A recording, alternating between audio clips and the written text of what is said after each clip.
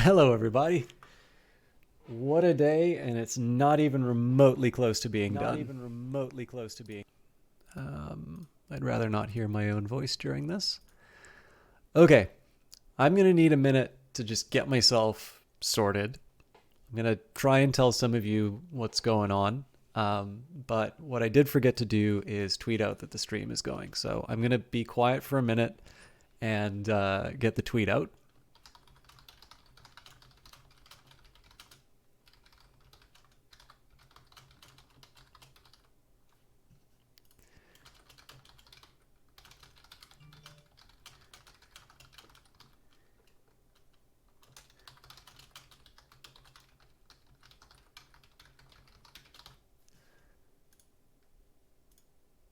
All right. Step number 1 has been dealt with. Let's kill the... No, I'm not going to kill the browser. I'm going to properly exit to see if that works out properly. Okay, so we should be tagged up for some more Age of Wonders Planetfall. We'll be continuing the playthrough from last week. Now, the deal is this. There was a bunch of work which I was actually pretty much on top of at sort of the start of the weekend. I kind of let some stuff run over the weekend.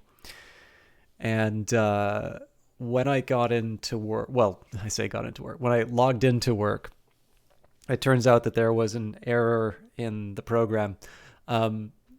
Nobody really cares about the working thing. And yeah, for those of you watching on YouTube, this is the 10 minutes of me kind of decompressing. I actually really, this is even less about housekeeping for the stream. I need this because if I don't do this, I'm going to explode during the stream. So if this doesn't work for you, if the person behind the stream is of no interest, you can make sure that you're in at the 10-minute mark, and I will try to make sure that all that's packed away. But I gotta need to get myself all sorted out. So basically, there's a style of work that I'm doing at my workplace where it's very obvious that the people who are doing the requests are not bothering to actually make sure that these are like even remotely appropriate. All right, what's going on here?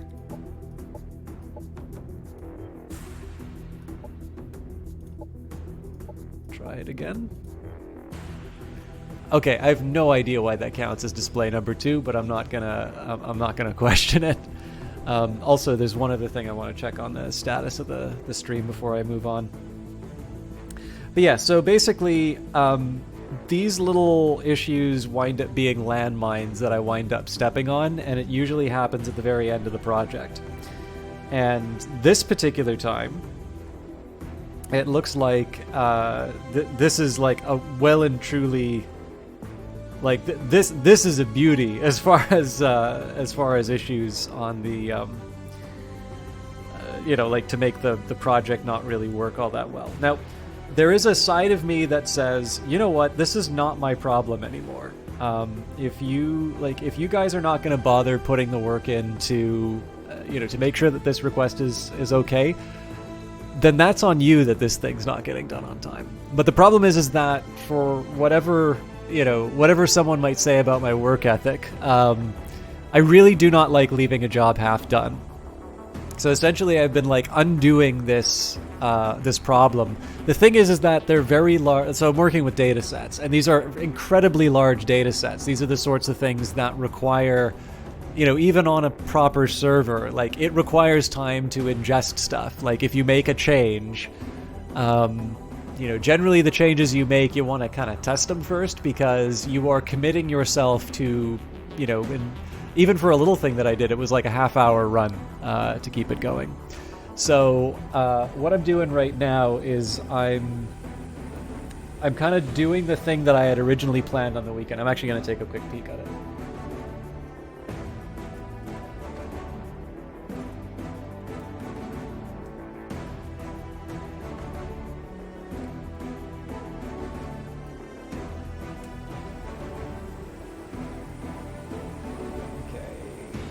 Still working. Oh, you gotta be kidding me.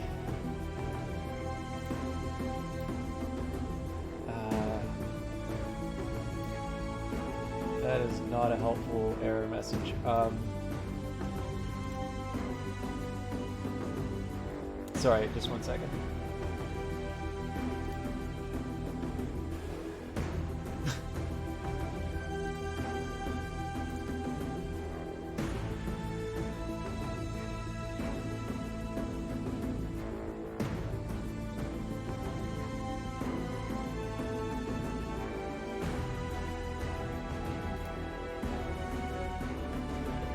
Sorry about this.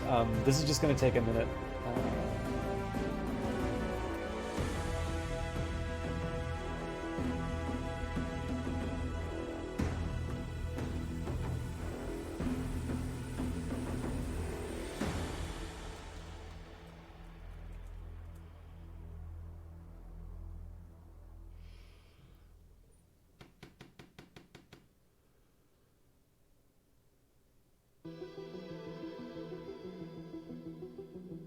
Cool. Okay, well that gives me something to think about. I'm really sorry about that. So yeah, I really don't like leaving work half done. So the deal is this. I've got some stuff that's running in the background. As you can see here, I'm going to occasionally check in on it, because to be completely frank with you, I do not want to have the end of my stream, like I don't want to finish my stream and then turn to my work laptop and like, you know, work till 3 in the morning and then be up for my usual shift. So if I can get the majority of the stuff that takes a long time kind of running in the background, that'll leave me happier. But yeah, so I had an ulterior motive in doing a later start for the stream, which is I was also uploading the Morrowind episode. So the vodcast for Twitch is now uploaded and processing. I have got about 20% of the high quality video on YouTube uploaded. The catch is, like, those files, to give you an idea of what we're working with, the most recent episode, the one that'll be playing tomorrow, is about 32 gigabytes big. So, and, you know, ideally you don't put it all up at the same time. So the thing is that YouTube's a lot better at processing videos. It might not have the high definition one ready for 7 o'clock tomorrow, but we'll at least have a video ready to go there. And of course, we'll have the video on this channel, the vodcast, that will also be ready to go. That'll be something that you can all enjoy if you would like to with me tomorrow at 7 o'clock as the usual time. And no doubt I will be working on some other madness in the background, hopefully my own madness though. So yeah, it's been a long, hard day. It's not over for me because I really apparently like working for free, and that's horrible because my job does not respect me and I am getting entirely fed up with it. But what are you going to do, right? I have a job, and that is more than what some people can say right now, so I'm a bit lucky in that sense. Details for this week. I did originally say that I was going to be doing Industries of Titan on Wednesday, and it looks like Dirty Rectangles actually is putting together a special event, so I'm going to allow myself the possibility of either a very late start on Wednesday or just skipping the stream. That's traditional for the second Wednesday of every month, you know, since the Dirty Rectangles meetups went online. For those of you that enjoyed that Medium article that Kid Fox put out on, well, I mean, I wrote, but I co-wrote, because both Victoria and Tanya gave some wonderful feedback to that. If you liked that article, Dirty Rectangles was the first place that I presented it, and they have been very open and welcoming to my nonsense. So I would like, if I can, to go out and support them. But whatever happens Wednesday, I will be back for Friday. I'm definitely feeling inclined towards wrapping up Industries of Titan. But as always, we'll see what the future brings. And then there is one other detail, which is Cultist Simulator. I still need to record an episode for that. It's actually the first time that I've run out of episodes and I've not recorded a replacement yet. But I couldn't have anticipated how busy the weekend would be, so I will try to have that ready to go. That's, of course, a YouTube thing. But I figured I should probably let you folks know that there's, for those of you that like that sort of thing, and there's quite a few of you who do, actually. I really appreciate the fact that the channel's largely been growing because of the people who are finding me through YouTube. That is very kind of you, and so I want to make sure that you're acknowledged. Anyways, it is the 10-minute mark, so let's go back to the campaign. I will maybe mention, as is traditional on these cases, it was given a key from Paradox or Triumph. I'm never sure who to credit for those ones. I like Triumph more. The Dutch. I like the Dutch. So yeah, in this case, this was both the base game, the Revelations DLC, as well as Invasions, and it seems that through Invasions, I was given a season pass. So while I did not formally request a key for Star Kings, and I likely wouldn't have been given one, it does seem that the coverage of Invasions has given me access to Star Kings. So with that in mind, I think we're kind of past that point where I would be sort of playing out of a sense of doing proper coverage for a game. But I do really enjoy Age of Wonders Planetfall, and I'm actually particularly enjoying this new campaign.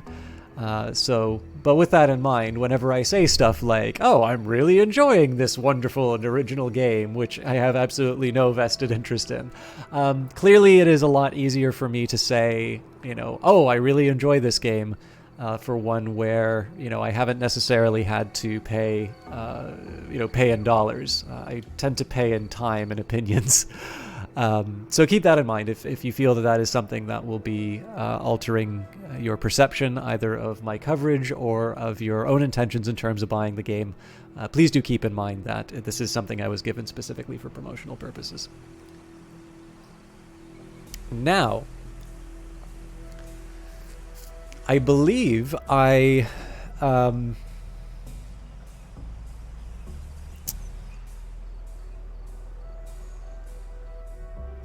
was leaving myself with some pretty open choices for this round. We didn't. I think we said that we were going to start with some combat and whatnot. And of course, the challenge is that I wasn't anticipating such a rough week, so I'm actually a little lost in terms of what I'm going to try and accomplish. Excuse me. So let's take a look at the state of play. So I think Touché we were going to expand into Enraging Gorges, although I also seem to recall that we're already expanding into Sprawling Greens. Pretty sure we were going to expand here no matter what. I seem to remember that there was some combat that I was trying to work out. So there is something of an argument for picking up the Imperial supply stash over here, clearing out the targeting array, I suppose. That's another option. We can try and take out the Twisting Growth node, although it would probably be better for me to have 2 stacks of units to go in and do that rather than just take it on their own. Lot of expansion. Right, and then my main stack I was going to head towards the mountain. Okay. But it still raises the question as to what I want to do with this group of guys.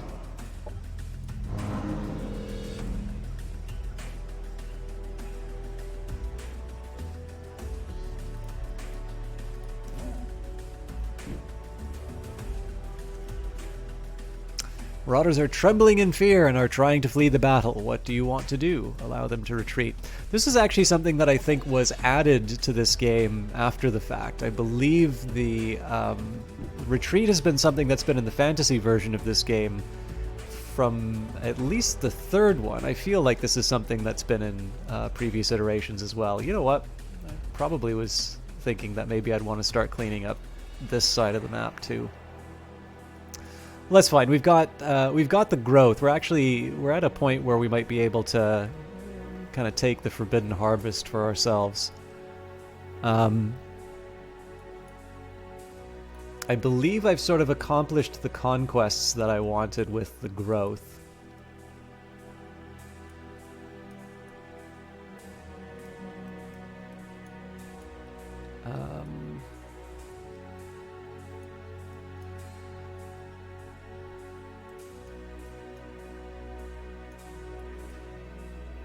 Just trying to think where the other growth... Apparently only the Forbidden Harvest. So, interesting. I mean, I'd like to live in harmony with the planet, but they don't seem to quit. Well, let's see if we can make peace with them. Still want 150 energy and 30 influence. Well, we definitely can't afford that, so I think I'm gonna have to decline, and we'll see if there's anything else we might be able to accomplish over time. Okay. I don't know if I have anybody who's eligible here.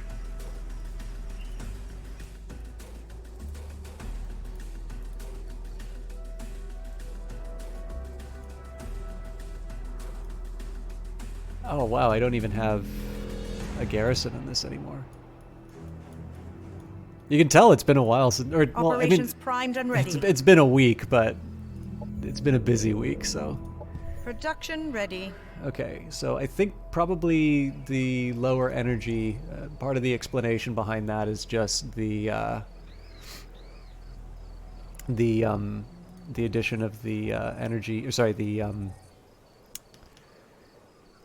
of the military infrastructure. I also believe because I withdrew from Deep Sea Crack, I think Organic Food Compound 5, we're waiting for that to pop up before. Production ready. Okay. Archive of Deeds and Oathbound Specialist Centers where colonists can be trained and work as chroniclers. The structure can later be upgraded after annexing residential exploitation sectors to the colony. Sounds fun.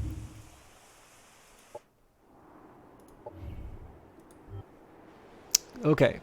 I think at this point I am going to turn over and we'll react.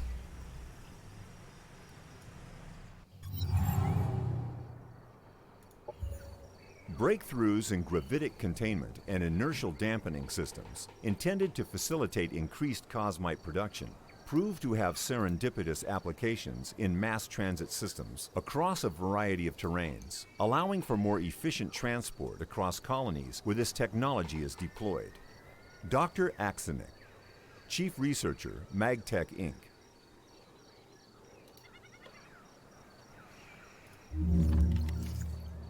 Oh, hang on. I think I might add an idea about the program I was working on. I need to focus on the stream, though. So, right, technology. Man, it is...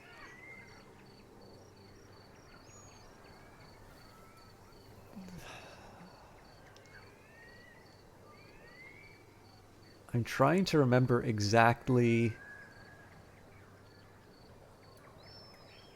what my plan was here.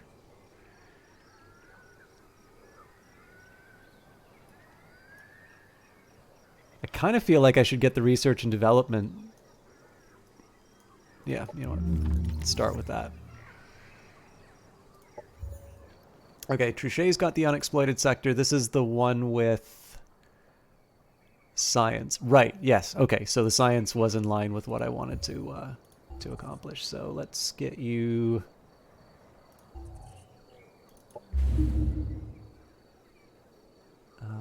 I would like faster growth.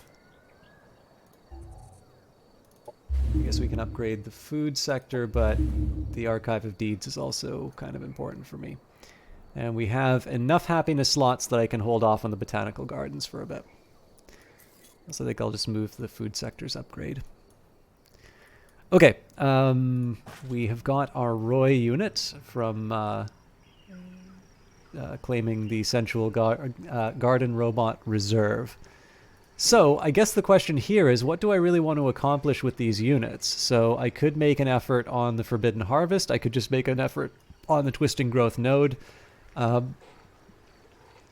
there's any number of options that I have available. I suppose if I'm going to start bullying the growth a bit, it's better for me to kind of approach them with force.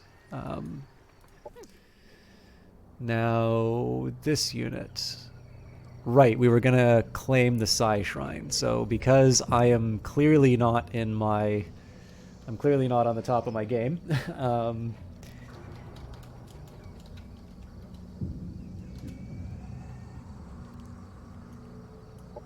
take A. And sorry guys, I am gonna take one quick second here.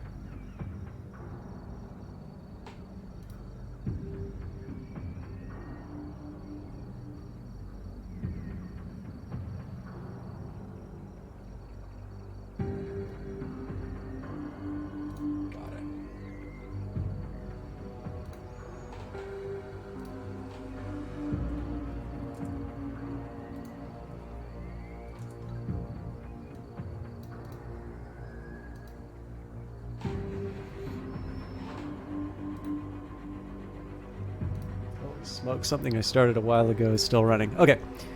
I'm going to try not to do that too often, but duty calls. Now, I guess the question is, do I want to try and get the Cosmite first, or do I want... Oh, you know what? Roy should have been combining with this unit. Okay, let's clear out this Psi Shrine first. Despite the Star Unit's ban on psionics and persecution of its practitioners, shrines like this can be found defiantly hidden all over the Star Union's territories. Grants 10 research and 10 energy to the colony it is linked to. Units built in the linked colony gain 2 psionic resistance. Okay, so we are up... This says we're fairly evenly matched. So a lot of Celestian units. We've got a Star Guide. We've got a couple of Lightbringers. I think those are Kirko units. We've got a Barrager. Wait, I think it says Kirko. Yeah. It says on the label if I just bothered to read. And we've also got a couple of Frenzied. Now, I'm going to do the auto combat just to kind of see what the AI does. But in this case, I think I'll do the manual combat. And I have a feeling I'm probably going to wind up resetting it a couple of times. But that's fine. I'll get back into the swing of things. Wow. That is surprising. So, I mean, it's not great that Aluna lost her vehicle, but I'm actually quite surprised that that turned out so well.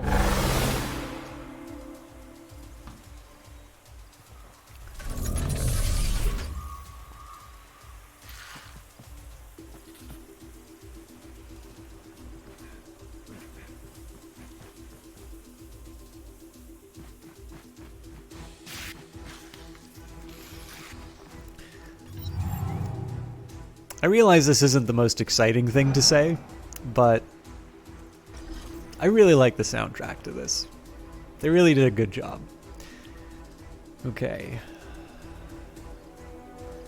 So I was hoping I could put a few more sort of malices on the bad guys, but I'll take what I've been given, and we'll slap an entropic shock. All right. Well, it was worth a try. So this guy's in a little bit of trouble now. The other concern that I have is where we're at. There's not a whole lot to... like, they have us at a little bit of a disadvantage as far as the ability to...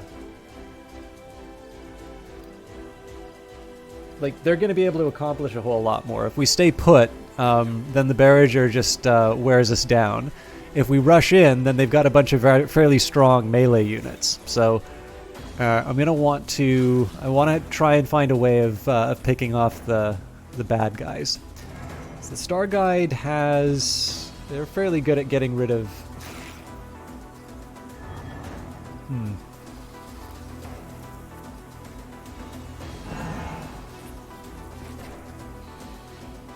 I think we still need to focus on the Barrager.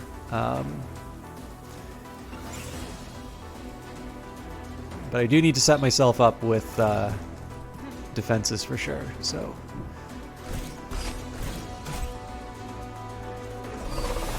Let's It's pretty clear we're going to wind up taking some damage. That's just the way this stuff goes.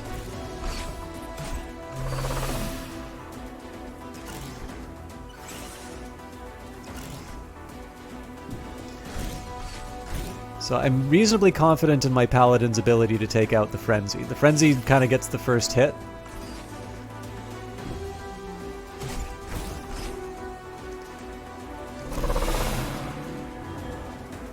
You know what? I should have been a little more thoughtful about placement, but that's fine. If they do try to cross over the territory, we've got an Overwatch to help out. All right, let's see what happens.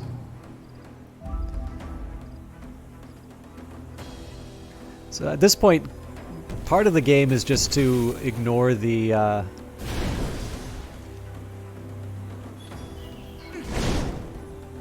it's really just to ignore the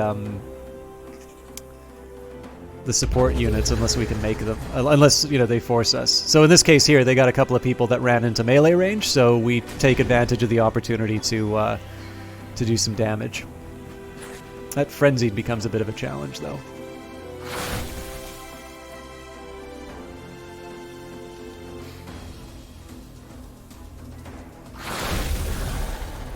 Operations available. Okay, so I'm going to start by getting a flank on these guys.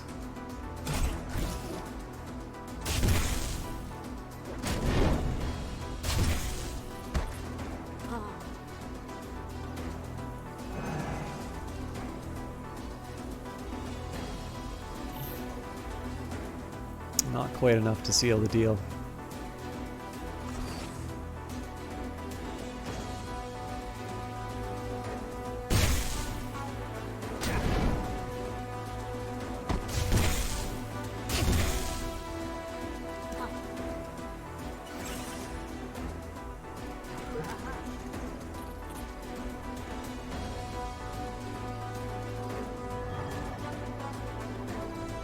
That's still not enough to finish the job.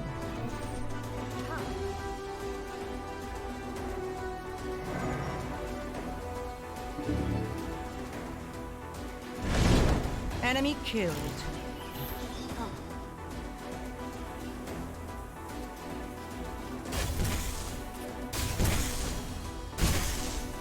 Okay, Enemy well, I'm down. glad I had a little surplus on that.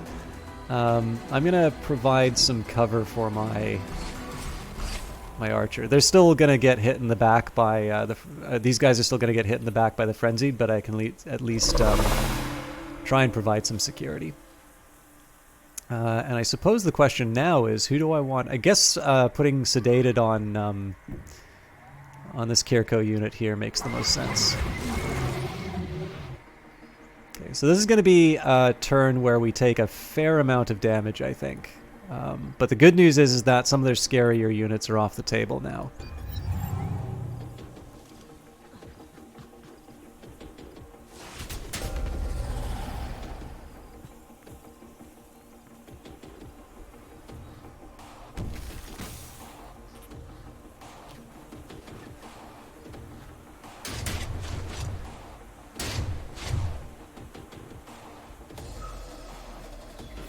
Alright, well, we saw that one coming, but we have our own flank, so...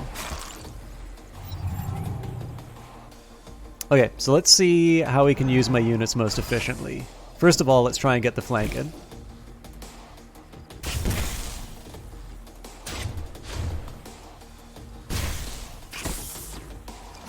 Alright, that's a pity, so, you know what? I bet this guy's going to be able to finish it, though, so...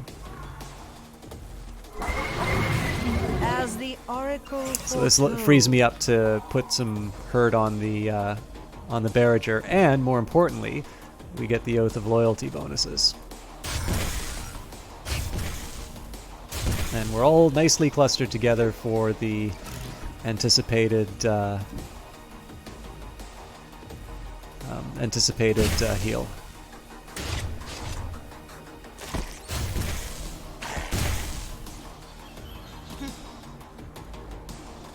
So even though we're blinded, we're still sort of able to achieve our goals here. If I was a bit smarter, I would have moved him closer for the Oath of Loyalty bonus, but I think at this point we should feel pretty secure in our position.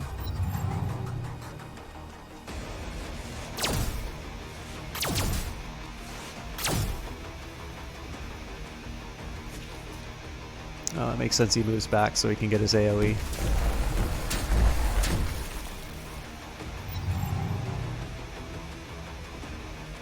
Okay, so first thing I want to try and do is... Interesting. So apparently... Okay, no, he can.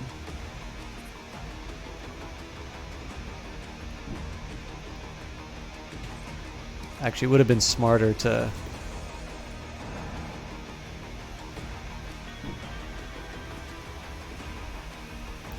I was thinking it would have been smarter to try and use the Scryer to wipe him out, but...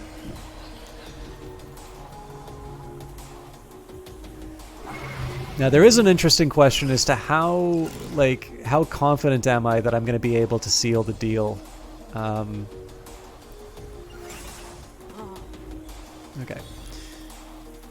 This is going to be a bit of a weird approach to it, but...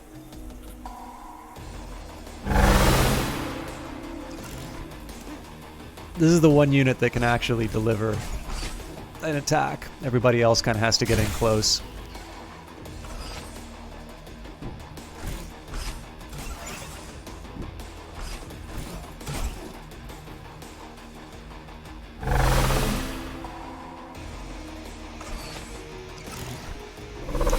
Gives us the protector shields.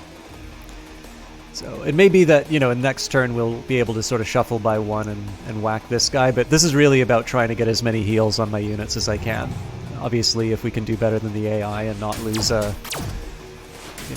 not lose any HP, that's the ideal. Okay, so how close do I need to get? First up,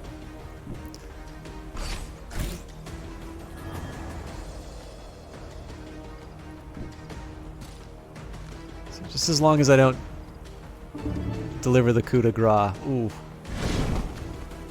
Okay, we're still good.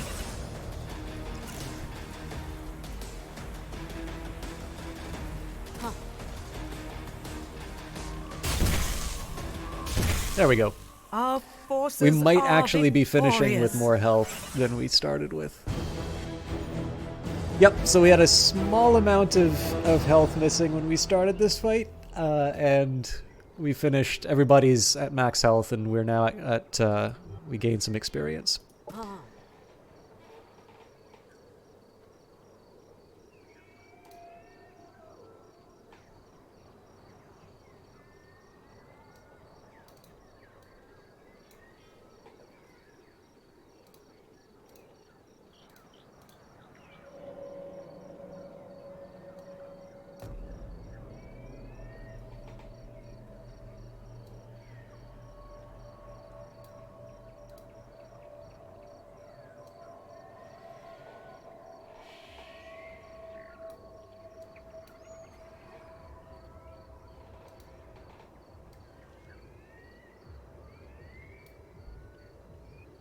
Sorry, small work thing.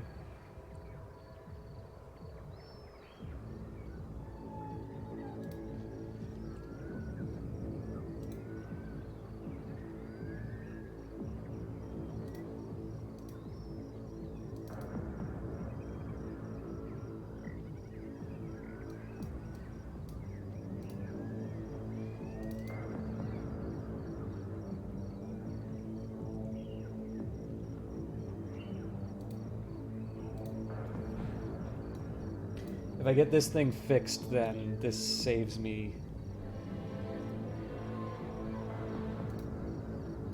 a world of pain on the other end.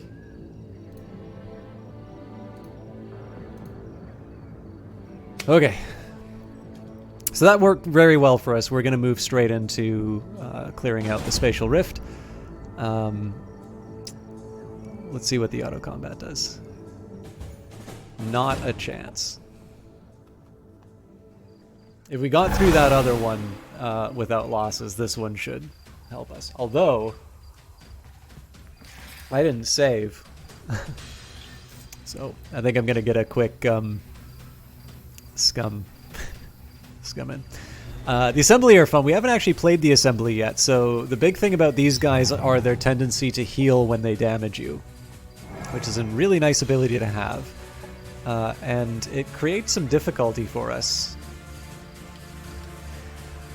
Given the fact that all of our attacks are melee, so if we take a look at the electric... Actually, the Electrocutioner, I believe... Nope, they do have scavenge spare parts. So the assembly restore themselves with parts taken from fallen foes, healing them for 6... Oh, after each battle. Okay. So, Reverse Engineer, I believe, has... Reassemble? Note, target a dead light ground unit that's cyborg or mechanical to bring it back to life.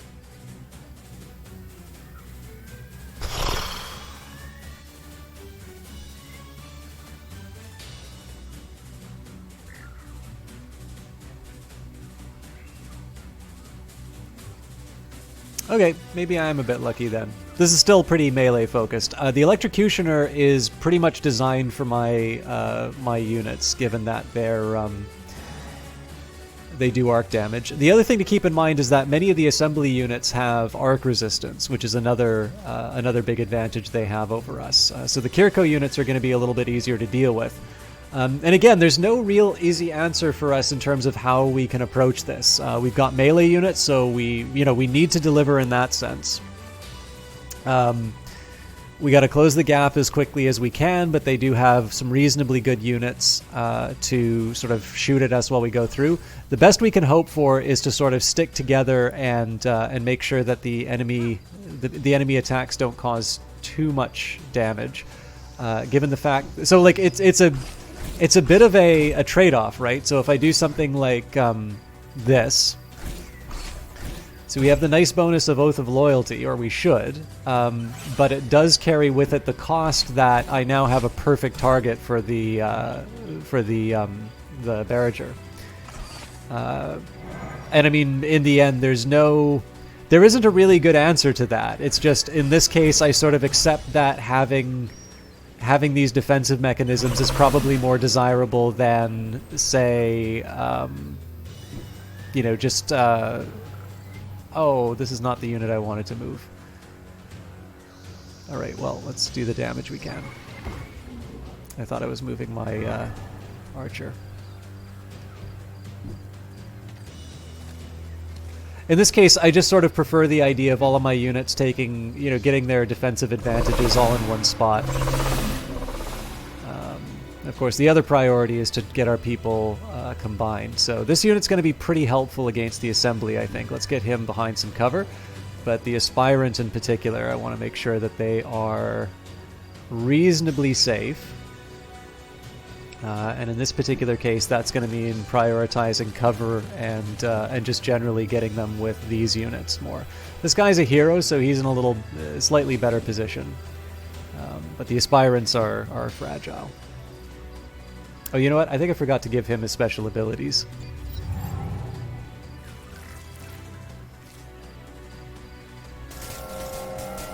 Alright, well, we kind of knew that was coming.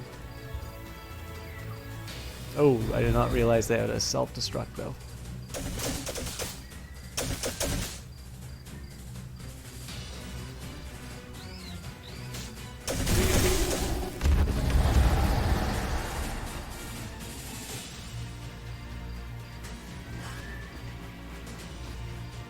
So if they spend their whole turn being distracted by this hero, I can always pull him back and... Yeah, I mean, this guy's taking a ton of damage, but look at that wasted turn, right? Operations ready. We're going to have a full round where we're able to get the paladins in, and the cost has been that I have to move this unit out of the fight. That's a trade-off I'm pretty willing to take. Okay.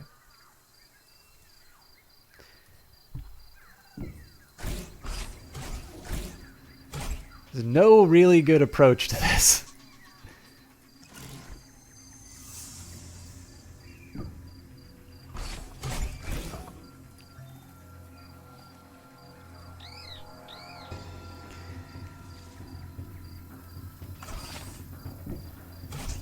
Looks like I'm just shy of what I need to be able to really bring the fun.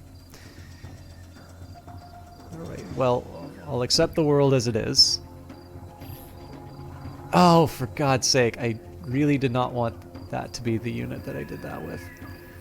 Okay, I should be focusing on whatever, I should really be focusing on whatever assembly units I can.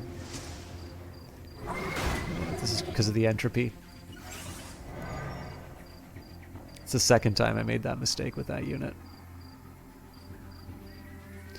Okay, now I have some interesting, some interesting choices to make with this guy. I'm going to move him up, mostly focused on the cover, but I should be able to put down that burning banner. Yep. They're not the only guy who can do damage to clusters. And this poor fella's gotta bring up the rear. Again, we're in prime bombing territory, so I do want to make sure everybody's in a position to protect themselves from what's about to come. Now the aspirant, this is an interesting question.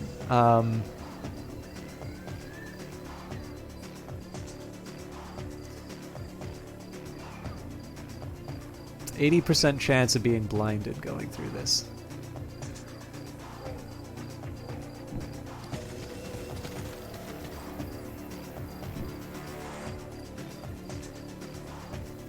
It's not the most exciting in the world, but I gotta keep my guys safe. Okay, and I think what I'm gonna do here, I'm actually gonna pull this guy straight back. If I can avoid him being taken off the board, I will. And with any luck, they'll actually come and chase after him.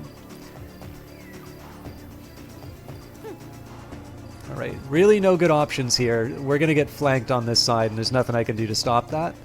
I suppose I could shoot my pistol, but I think setting up defenses is a better option. Let's see what happens.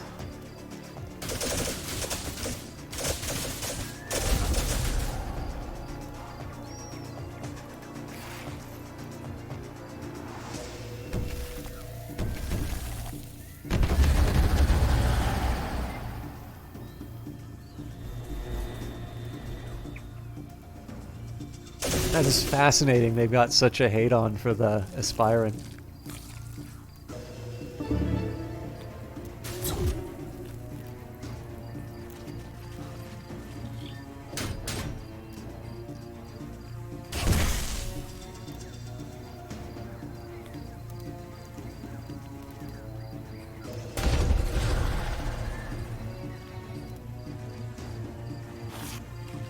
Yeah, they're going for this guy. Okay, so let's think about the best way to handle this turn. First thing I want to do is try and clear these guys out with the entropic shock. So ideally I'll protect myself. Yeah, I gotta choose to go in deeper in the fight. Or, you know what? Let's risk it. Because what that does is that frees up my hero to do a few more exciting things.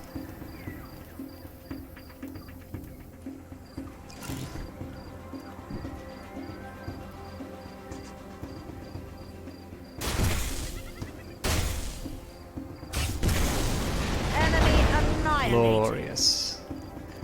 So what's nice about that is that completely frees up my paladin. Or, well, it sort of does. If all of my moves wind up being ones that, well, you know what? There's some interesting possibilities here.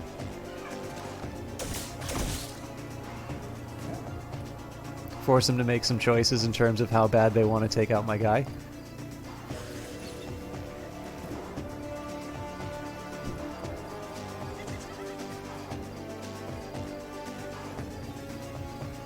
Again, I'm reasonably sure that the aspirants and the hero will survive.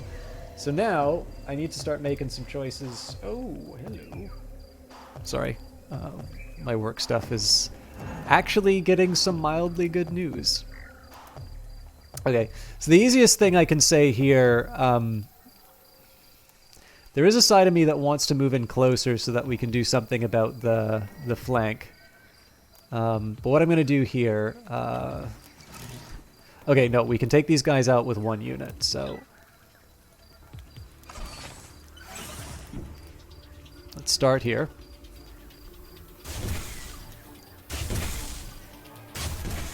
Taking a unit out is kind of the one thing I'm almost always guaranteed to react to. It's such a game changer in oh, I forgot that I already moved that guy. Okay, that actually sort of changes what my calculations would have been, but it's not. We're able to recover from this. I'm still only going to be able to do one hit no matter what.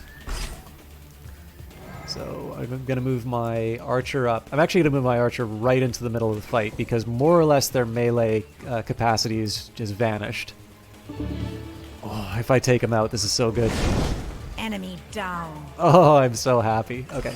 So the choice is pretty clear now. We're going to lock down the Barrager, also get the Overwatch bonuses, and then now my commander's able to get a flank on the Scrapper. So they can still potentially resurrect something, but obviously our paladins are in a position now to just wreck them. So, you know, mildly concerned about the aspirant. We do have a backup paladin in place just in case things get a little too tough. I guess in a desperate moment I could do something like Cleansing Light, but I'm going to see if we can keep my guys from using. Ooh, okay, we might lose the aspirant now. Yep. The Kiriko are going to come and wreck him.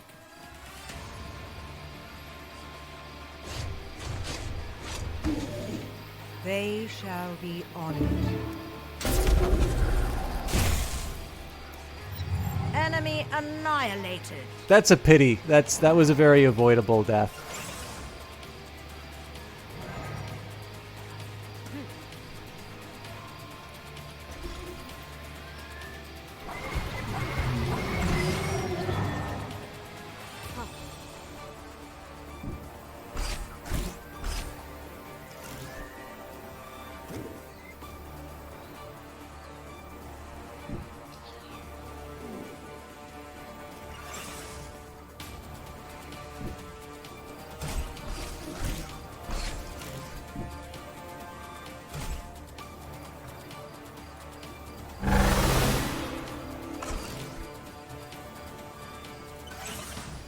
You already know what the plan here is. How badly do I want the extra heal? I'm reasonably confident in our ability to see this through.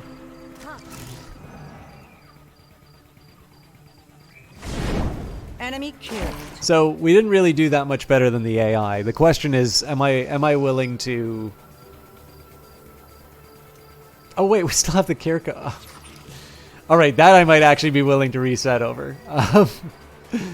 I'm not going to, but that's actually really foolish, kind of funny, but I do genuinely feel a little bad about that.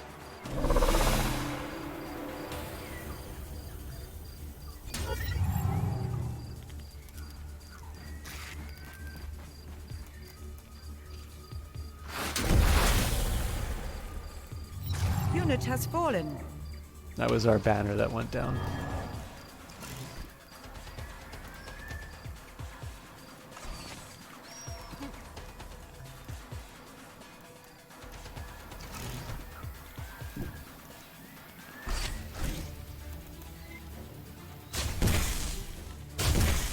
The predicted outcome.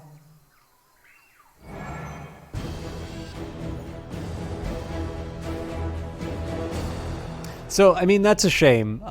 It would have been good to keep the Paladin Aspirant, but I think that's a hard one for me to say that there was something I didn't factor in. I think I got a little cocky there, and I should learn to live with the consequences of my actions.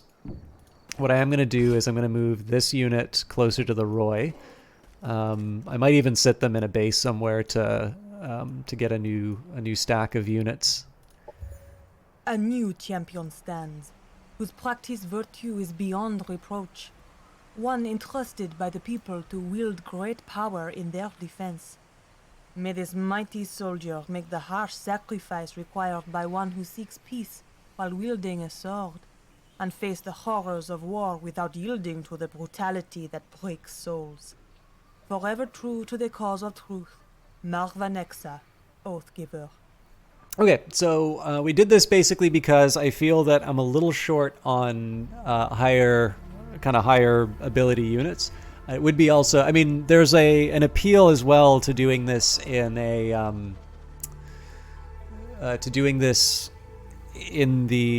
the case of a new faction like the Oathbound, because I don't know what a Paladin champion does.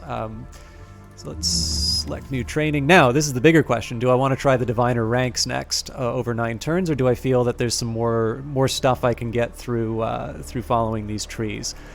Star Presence isn't terrible. Ionic Detachment, it's 4 turns to get a 20% increase in damage, although there is the question as to whether or not I think this stagger's worth it. I already have staggering attacks. I could try and improve the entropy.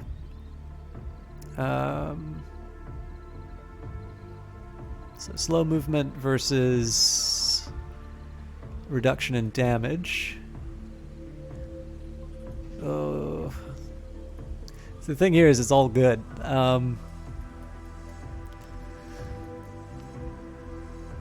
Okay, what about Inner Fire? These are all strategic, none of these are tactical.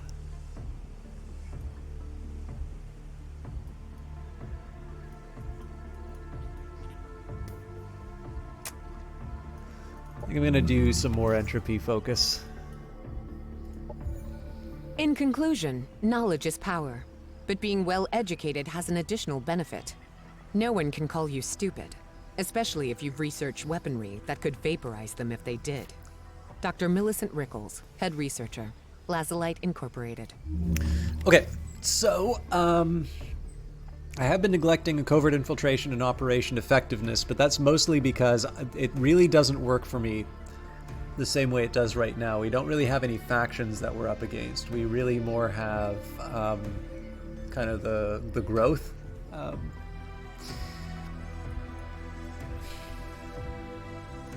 Operation effectiveness would be appealing just because of the extra... Yeah, actually, you know what? I'm going to do this one just because it will give me another like more tactical.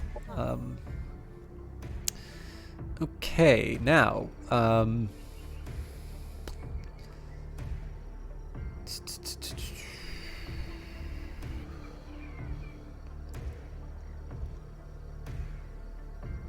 in a battlesuit vehicle, this hero gains the single action eject. Destroy your battlesuit, dealing 20 arc damage in a 2-hex radius to enemy ground units. If I had more money, that would be a really cool ability. Oracle's Favor. Killing an enemy grants a hero a stack of precognition, negating the next... Oh, that's ridiculous. Hero gains first strike, meaning its melee overwatch triggers before the target that triggers it acts, unless the unit is flanked. This is also a really good one. Intuitive Strikes. If this unit has precognition, it gains 20% damage bonus. So you might wonder why I don't have Infantry Commander here. This is light ground units. And you'll notice that we're sitting on a lot of Paladins, which are heavy units. So, and I mean one light aerial unit, but so that's the reason for that. Every unit in the hero's army has 2 damage reduction in all channels against attacks from units with Soul Burn. Cleansing Light. Again, this reduces a hero down to a healer, which I'm not crazy about. So yeah, I might consider stuff like Close Quarters Specialist in that, but the hero upgrades here are ridiculous. So I think I'm going to do Oracle's Favor as a start, and then Intuitive Strikes, because that lines up pretty well. Next up, where's my Promethean?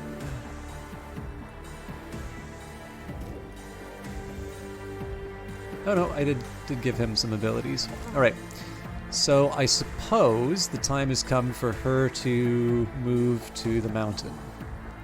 I also seem to remember there were some growth units we were going to clear out on the way. Production ready. Towns and Follies finished it. Right, so we've got the happiness bonuses. Oh, there's so much for me to do here.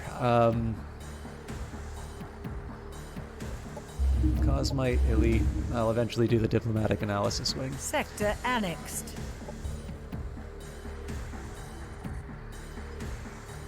Operations primed and ready. It might make sense for my Promethean to actually head to Damister.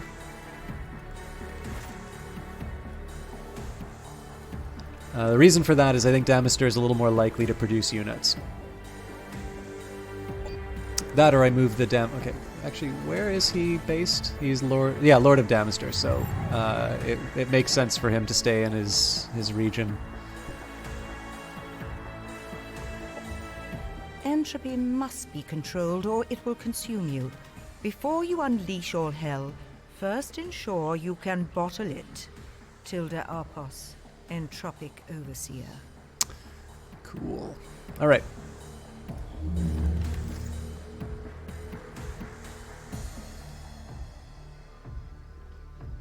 So, I can say Decay Chains. This will give me Entropic Radiation Emitter. It gives Entropy as opposed to the Slow. Combat Manuscripts isn't bad because of the Healing Banner. It only costs me 2 turns. And then there's things like the Oath of Purity and whatnot. Like there are a couple of things that are useful about Combat Manuscripts.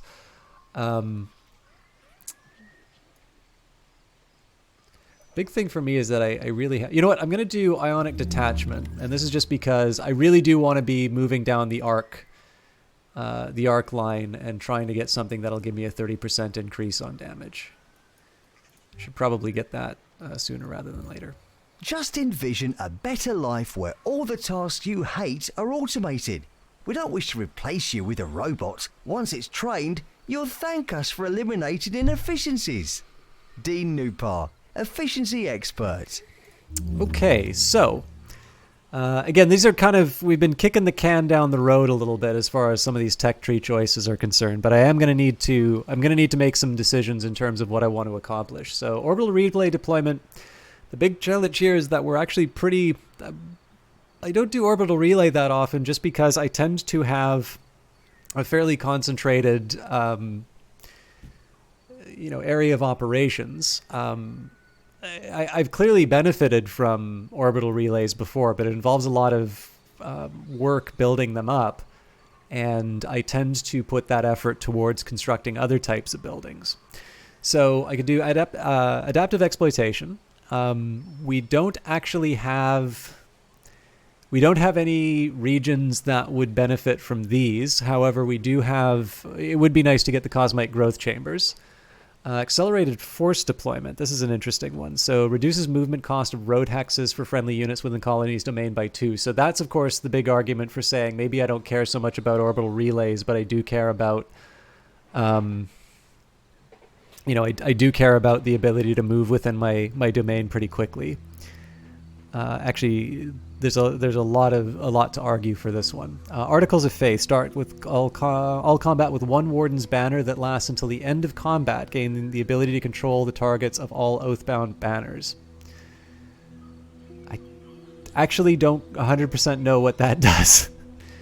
Honor and Unity colonists in food and happiness slots produce 1 of their respective resource level per every point above neutral. Not this one though. It's I don't think it's on the screen. I'm actually going to do accelerated force deployment. I think the ability to move my units, kind of zip them around the map, is really hard to argue against, even if it takes a long period of time. I really hope these guys don't spawn enemies. Operations primed and ready. Okay, Roy, let's get you...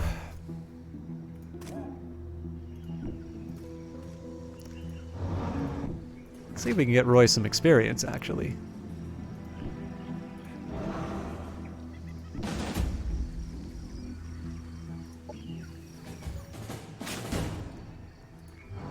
Works for me. I know that's kind of a boring way of doing it, but... This is a fair fight. I don't like fair fights.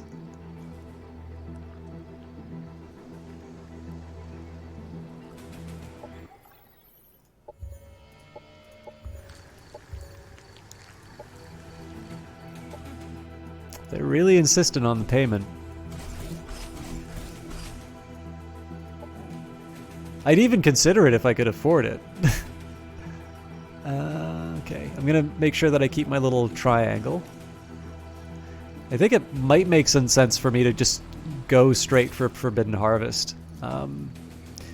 There'll be some defensive buildings there for sure, but I'm kind of interested in what happens if we take the capital. Keep you in place. Hang on.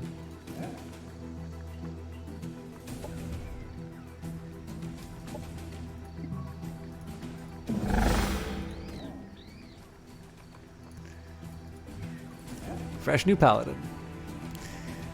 So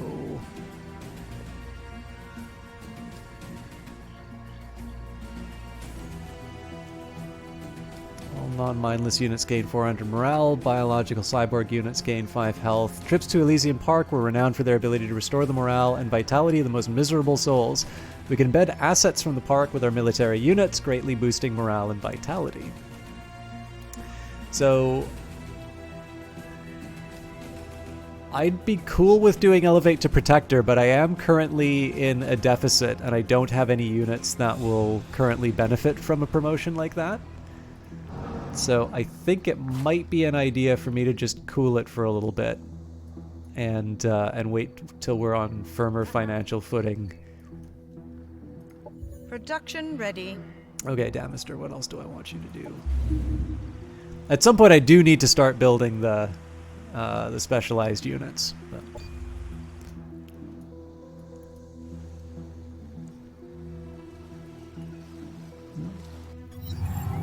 Got an invasion force. Thorns and Stingers. Eluna Leones, enemy of light and symbiotes. Your oppression will not be tolerated. Our thorns and stingers are aimed at you, and they cannot be stopped. Feel the power of those who bear Sonoral's might. We can negotiate for peace by controlling this faction's dwelling. Bingo.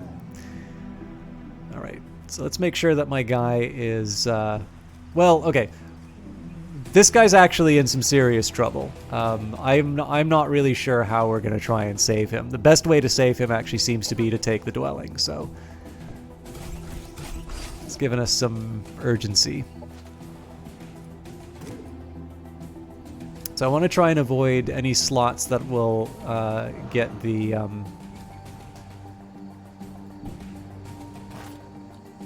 other units involved.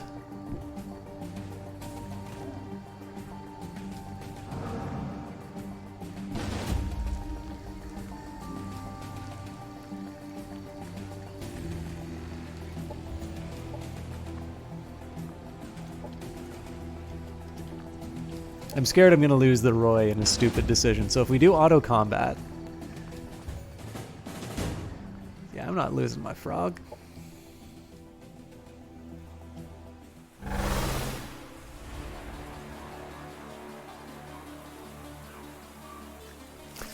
So it's been a while since you've seen a seed cluster. Usually I have to, usually I'm the one to get one of them. We got a few things I need to worry about. So they have an ability to paralyze us. They've got a couple of healing units. We should be able to, like, this should not be a major worry for us. But just because I have the capacity to take these guys out doesn't mean that I can necessarily do it without casualties. So let's take a minute here and see what the state of play is. So let's start with the seed cluster. I don't trust salad, especially if it talks to me, so I steer clear of the growth. Unlike most plants, they fill the air with allergens even after forming seeds, and I hate swollen sinuses. Once I did see a seed cluster attempt to spread its seeds. The thing could grow seed pods that exploded like a grenade and shoot seeds like a machine gun. I suppose if someone is slain by one of its seeds, a decomposing corpse is a natural fertile place for it to grow. Mareg Nib RV4008X Vacation Hotspots. So, Seed Bomb. I can't remember if this is an area of effect one or not. I don't think so, but allergic pollen, 8 bio strength chance to apply allergic reaction to biological or cyborg unit. Seed barrage, long range 1 hex radius biochemical burst. It staggers, it slows, also allergies. And of course, as with all plants, they're grounded, so arc resistance, but they do have a thermal weakness. Oh yes, Regenerative Pollen Deluge. This is a cooldown heal. So a deluge of nectarized pollen floods the area, removing negative status effects to all friendly biological and cyborg units, as well as making them regenerate 16 health at the start of their turn for 2 turns. So I either need to kill, like, I can't just damage people. I need to kill them, or I need to kill this thing. Now, of course, my worry is the planter, and this is because of the fungal infestation. And the sprayer... Okay. So, public enemy number 1 is the planter, believe it or not.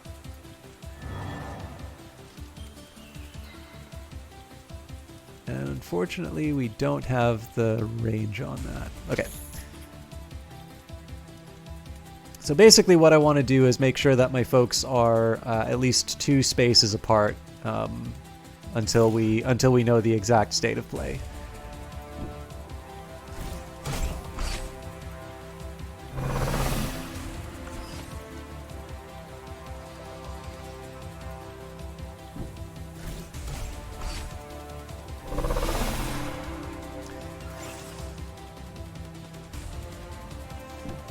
In fact, the funny thing about this is I'm willing to take damage that I normally wouldn't to be able to sort of preserve this ordering.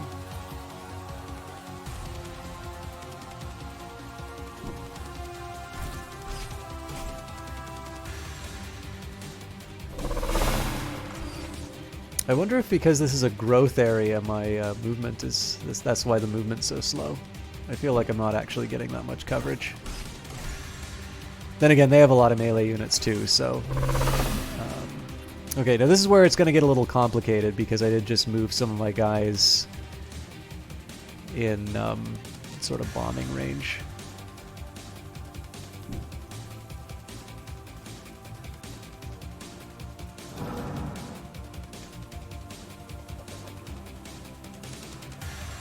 Okay, now, I would not have expected to...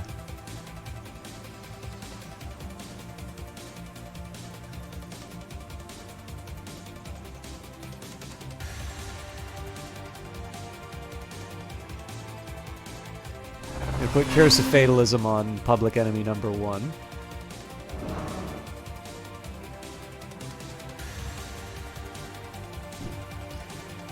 And then, oddly enough, I'm going to put the Lash of Adversity on the Seed. So I think the idea here is because this is area of effect, it can still inflict the inconvenience, and I'm trying to avoid that. So.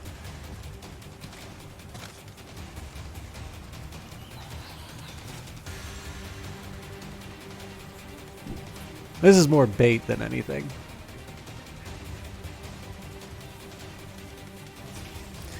And then finally my Bombardon. I don't have a lot of good spots for it, but we'll keep him out in the middle and see what he does.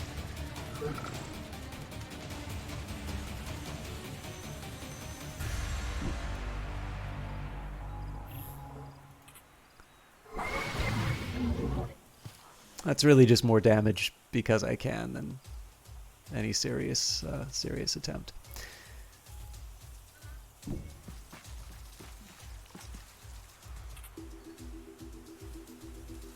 I'm breaking my rule here, but if they commit this unit to go and take these guys out, I feel reasonably... I feel that's a reasonable trade-off. So let's see what their reaction is.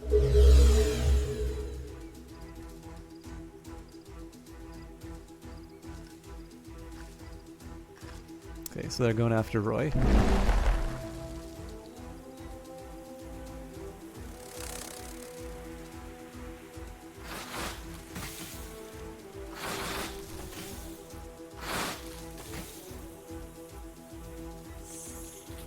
So who do they try to freeze?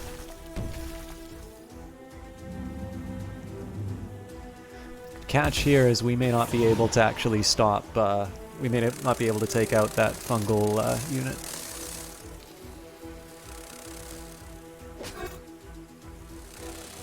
Operations available. Okay, so let's find the best way to take out the unit that I hate the most.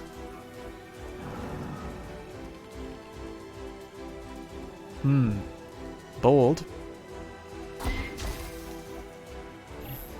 Slowed him down for sure. Oh, I did not realize it did that much damage. All right, well, let's let it rip.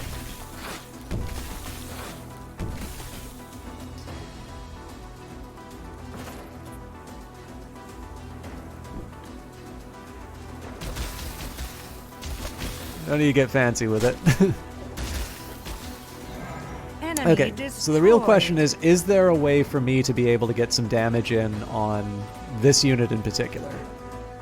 I'm not crazy about putting my auger into this much danger. On the other hand, I can now sort of cluster Enemy up a lot of killed. my units and get them, get them to do the stuff I really wanted them to do all along. So.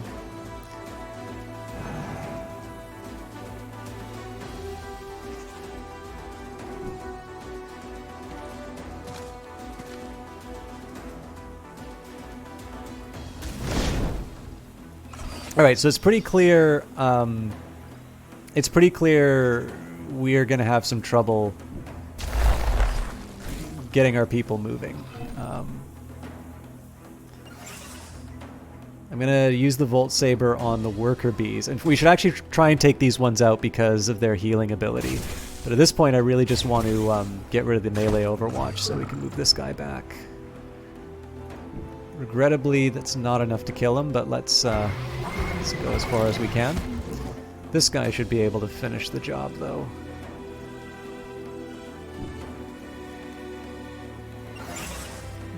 How close can I get you?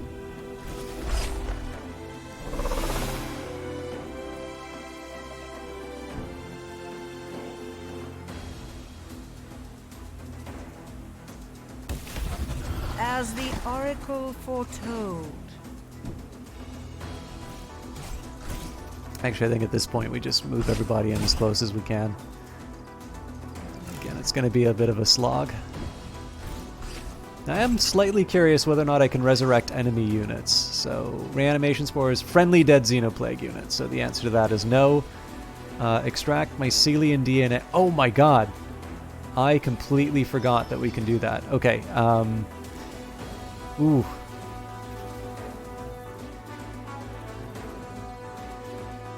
Well.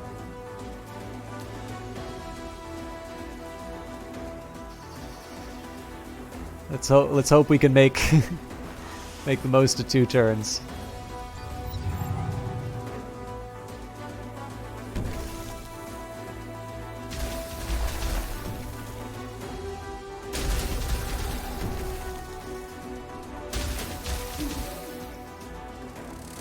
Again, we kind of knew some of this stuff was coming. That was a fairly tough hit, though. That hero might go. Our hero will be honored. That's a shame, because it would have been nice to get them some experience, but it does buy me some extra time on the... Wow. Thing hits like a truck. Does buy me some extra time to be able to incorporate the DNA. So how close can I get you to the promised land? Again, I'm complete with reckless disregard for its own safety.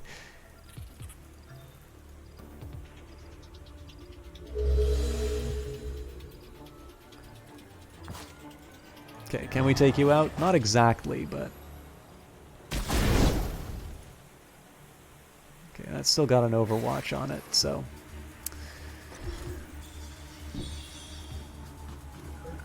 Bring in a little support.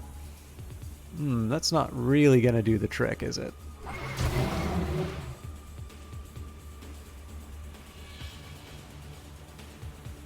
You know, I hate to do it, but let's not take any chances.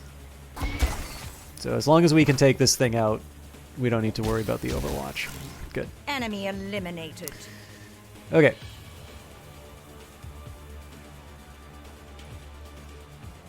So question number 1 for each decision I'm going to make now is how close can I get to the enemy?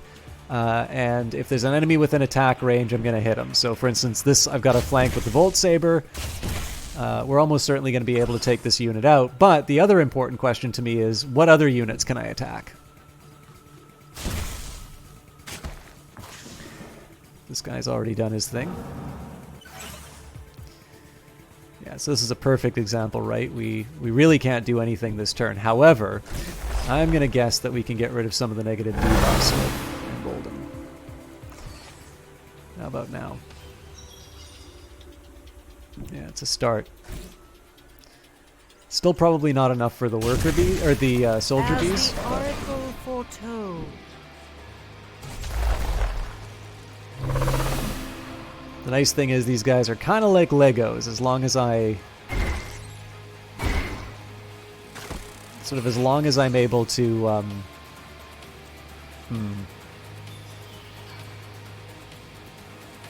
it's a 5% chance. I don't feel too good about that.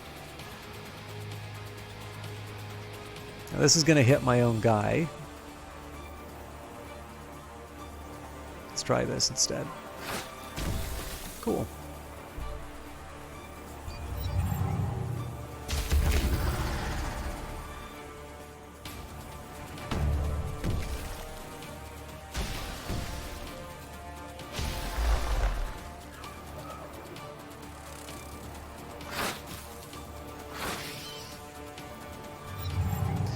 Okay, so this is really about sort of wrapping up and trying to get the most of the circumstance. Enemy destroyed. So if I can't, I'll take the people who are furthest in the back. So we'll start with some. Oh, actually, how close can I get Roy? Nowhere, apparently. All right. Well, too bad for Roy. We'll drop some fire on the...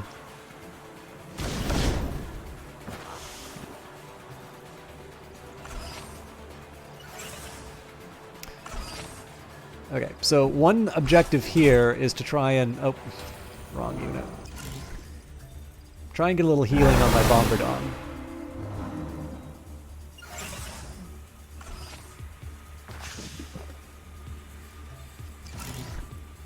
Move this guy in. I think we're going to need at least one more unit to finish the job here.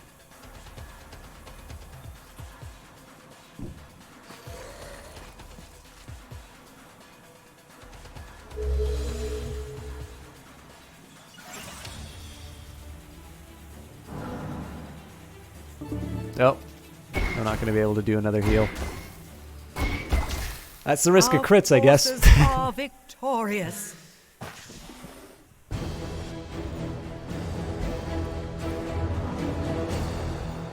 Growth faction war. War's broken out with the growth. They may have many enemies on this planet who would reward us for their annihilation, or perhaps we can find something of value among their dead. We found an unlikely buyer for material collected from the growth on the black market. Vegetarians. Okay. Growth have been assimilated. Okay, so we're going to leave you in place.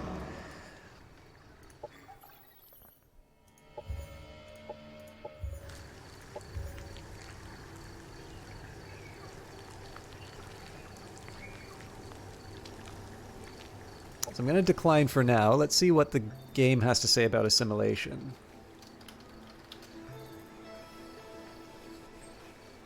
NPC Dwelling Assimilation. When all dwellings belonging to an NPC faction have been captured, the faction becomes assimilated. Assimilated NPC factions will no longer send demands, launch attack squads, or lose relationship with players for doing quests for other NPC factions. Assimilated NPC factions will only offer quests and faction war quest rewards to players who own a dwelling of theirs. Allied players who own an assimilated faction's dwelling can still ask for quests from this faction. So I'm going to try something here. I'm going to make this a separate save. So my reading of that says that it's a mere formality to declare the peace, that they should be defanged at this point because I own... Forbidden Harvest. However, I'm going to make some very different decisions if they're still able to attack me. So I'm going to proceed assuming that they are not capable of attacking me. Production ready. Okay. You are on your way to building residential exploitation. I believe, yes, I get a...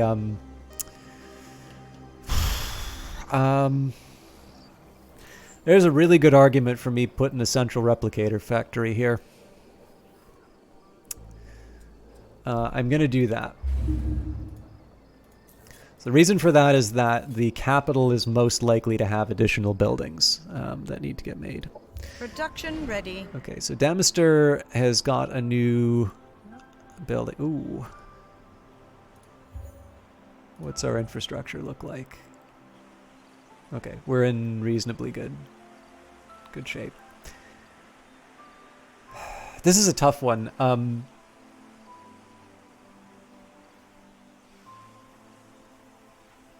I'm going to put a central replicator facility here as well. And I don't feel all that great about it, except that this is going to be something that generates a lot of units.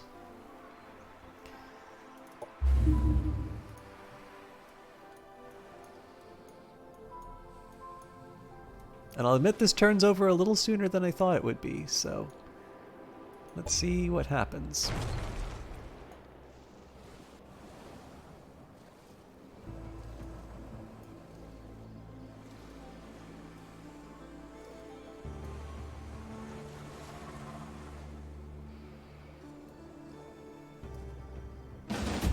Alright, they're still coming after me. So we'll auto-combat it, he dies. But that's why we saved. So this is the sort of thing that I think the price is worth paying for. If you guys will forgive me, I've got a little bit of a cookie. And I would like to have a bite while it's still semi-warm. It's actually a brownie with a cookie around it. So it is very decadent.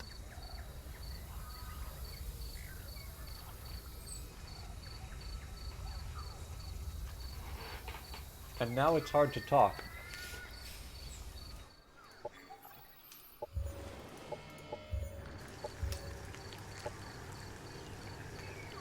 We don't indulge in your offerings, false symbiote. You weeded out our kind, now we uproot yours.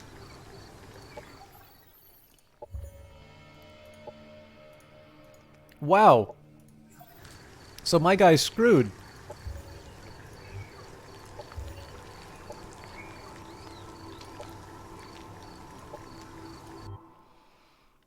Actually, I guess I can just use the autosave. Yeah, so there's no way for me to save my guy.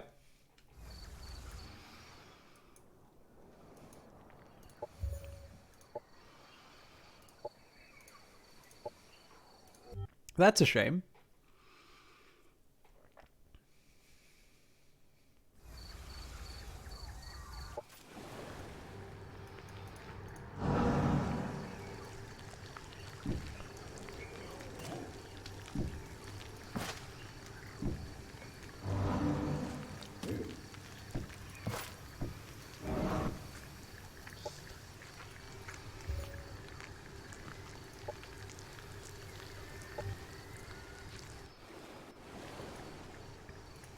Operations available for priming.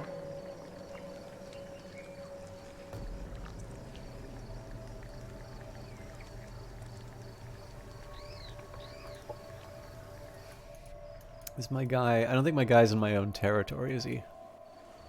Nope, he's just on the edge. Yeah, there's nothing... nothing he can do to save himself. Sorry.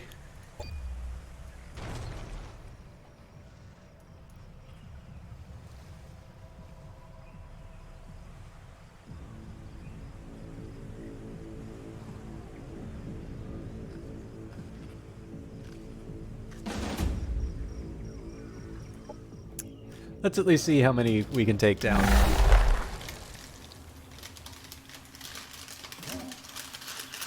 It'd be nice if there was an option for escape. So, like, there's a couple things I can imagine. I think being able to escape like this is probably not very interesting. But if you were able to get sort of through the enemy's territory, I kind of feel like you should have the option to save your guy. Oh! There's an undo button. I wonder when they added that.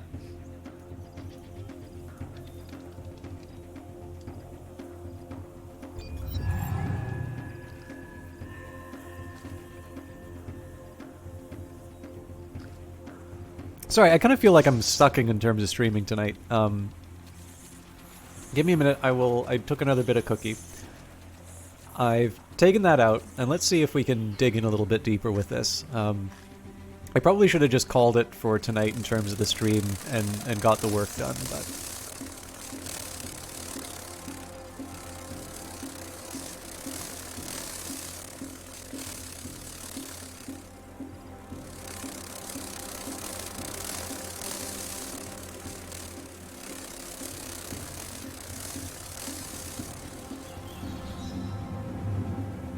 Operations ready.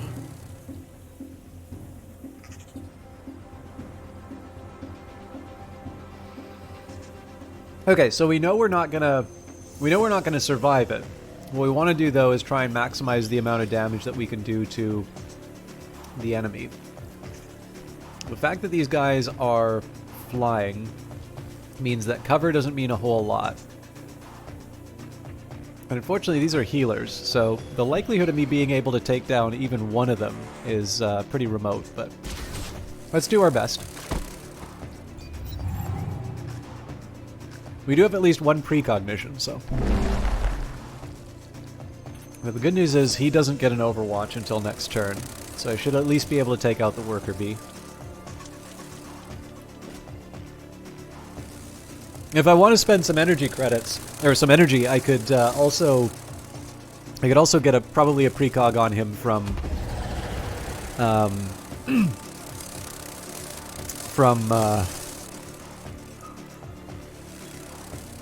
ooh, that's a flank slow. Yeah. Well, maybe I'll be able to take out the one worker bee. We'll see. I misjudged. Ooh, I'm immobilized. Okay. I misjudged how much range the bad guys would have.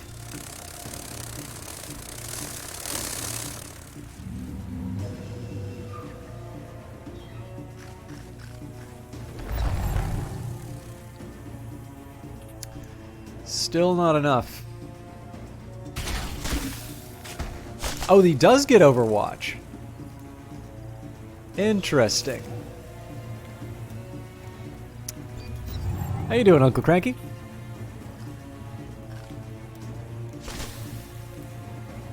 Yeah, that was a pretty pitiful display. Our forces have been defeated.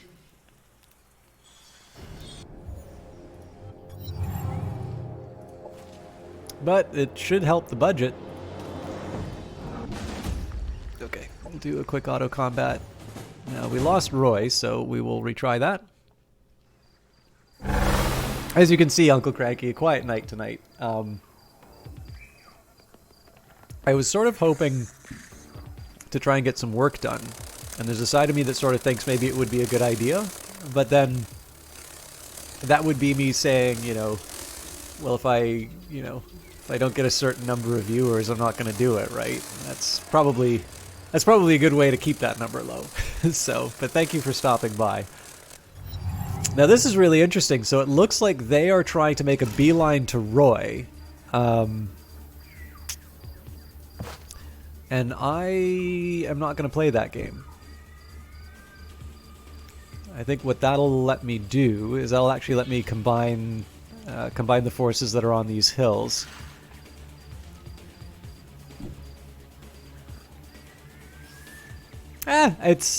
I think this is a very enjoyable and very straightforward to understand game.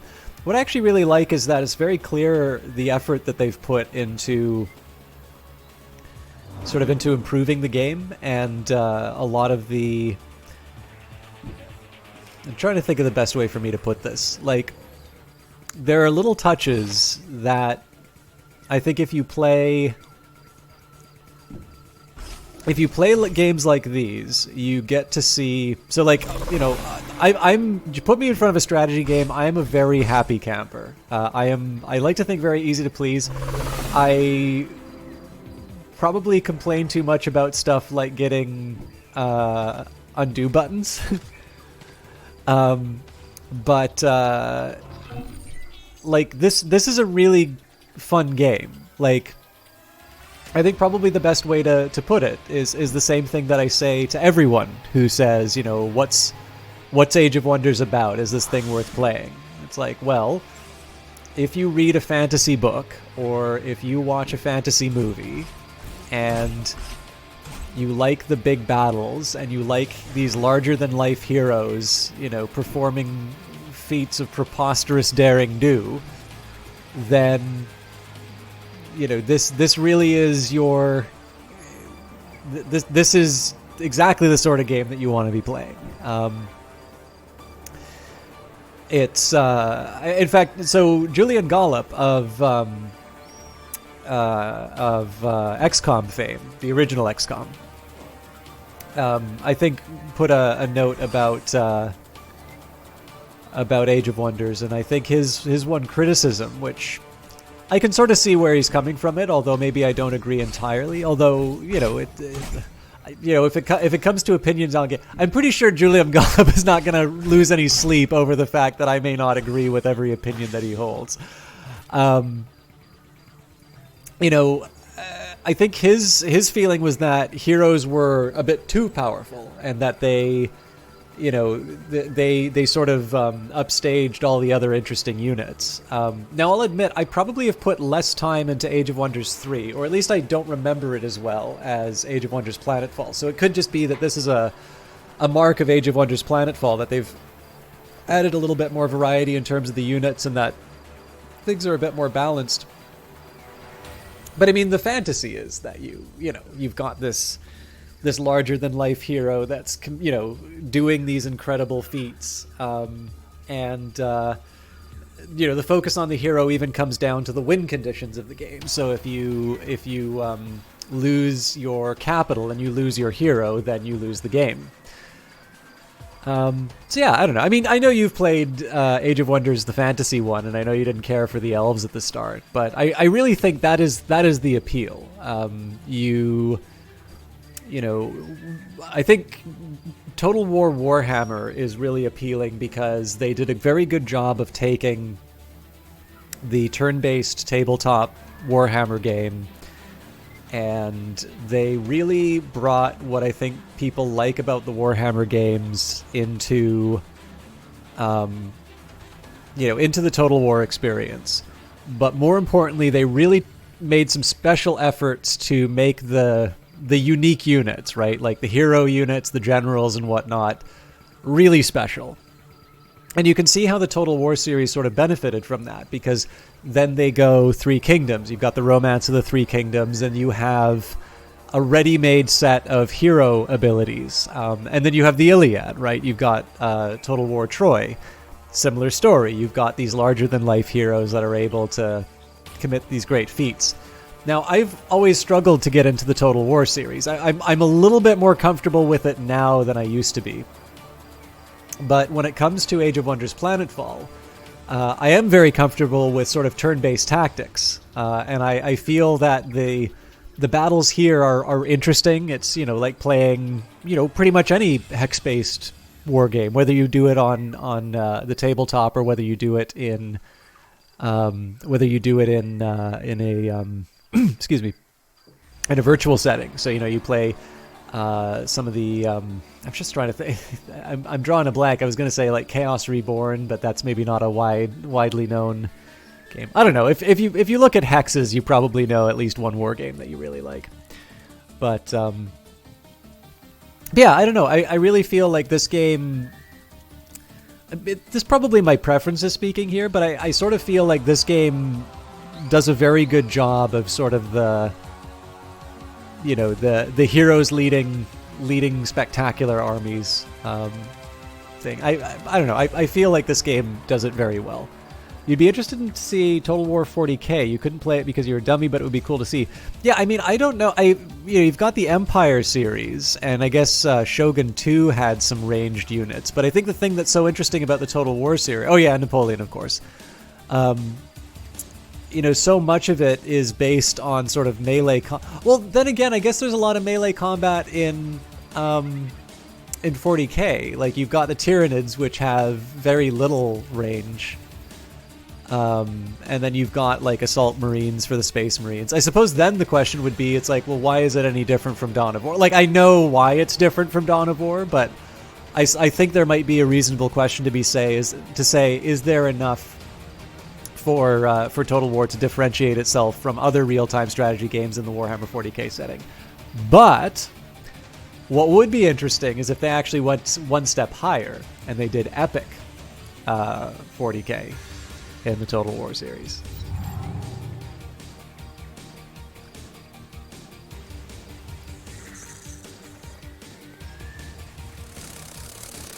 Or maybe I just deep down really like the epic rule system.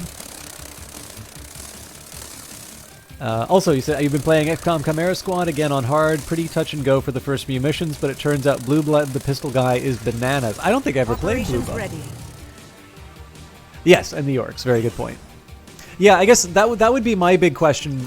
If somebody were to say to me, it's like, hey, do you think do you think a actually, you know what? Sorry. I'm going to protect Roy. But it's occurred to me I don't actually have to put a whole lot of effort into... Okay, well, let's see what we're up against here. Mega Beetle Adult. Little Derek Hampton loved his beetle baby, Bulby. He cried the night Bulby went to sleep and grew a hard-shell cocoon. The man who sold Derek his beloved pet told him to return Bulby if he ever did this, but Derek didn't have the heart. He hid Bulby from the colony. Despite all the warnings that Bulby would turn into a terrible monster with huge mandibles that could bite through walls and spit gobs of deadly venom, Derek believed that Bulby would still be his beloved friend. He was wrong. Everyone died. Terratech PR Galactic, RV9504A, don't be a Derek. Alright. So I was just going to say, maybe I can just stand still and have them come to me, but if I do that, I still have to contend with their range. So we'll do the buddy system.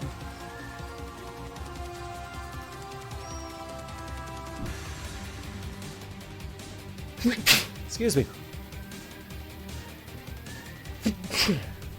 Okay, you're making me want to play Chimera Squad again.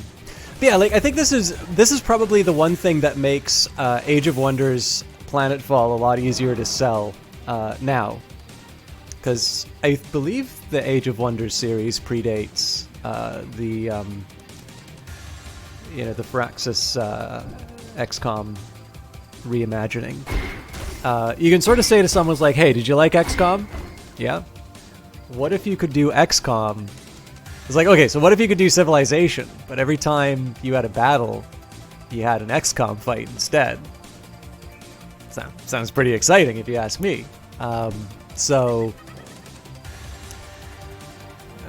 Who do I want to shoot?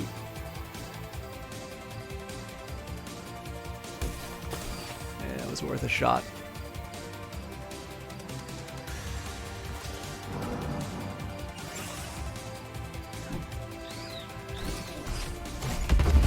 You idiot!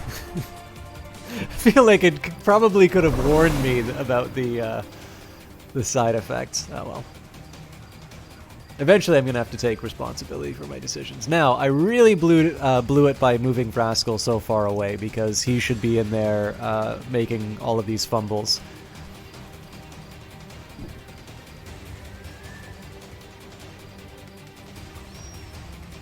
I can't remember any of the characters' names now.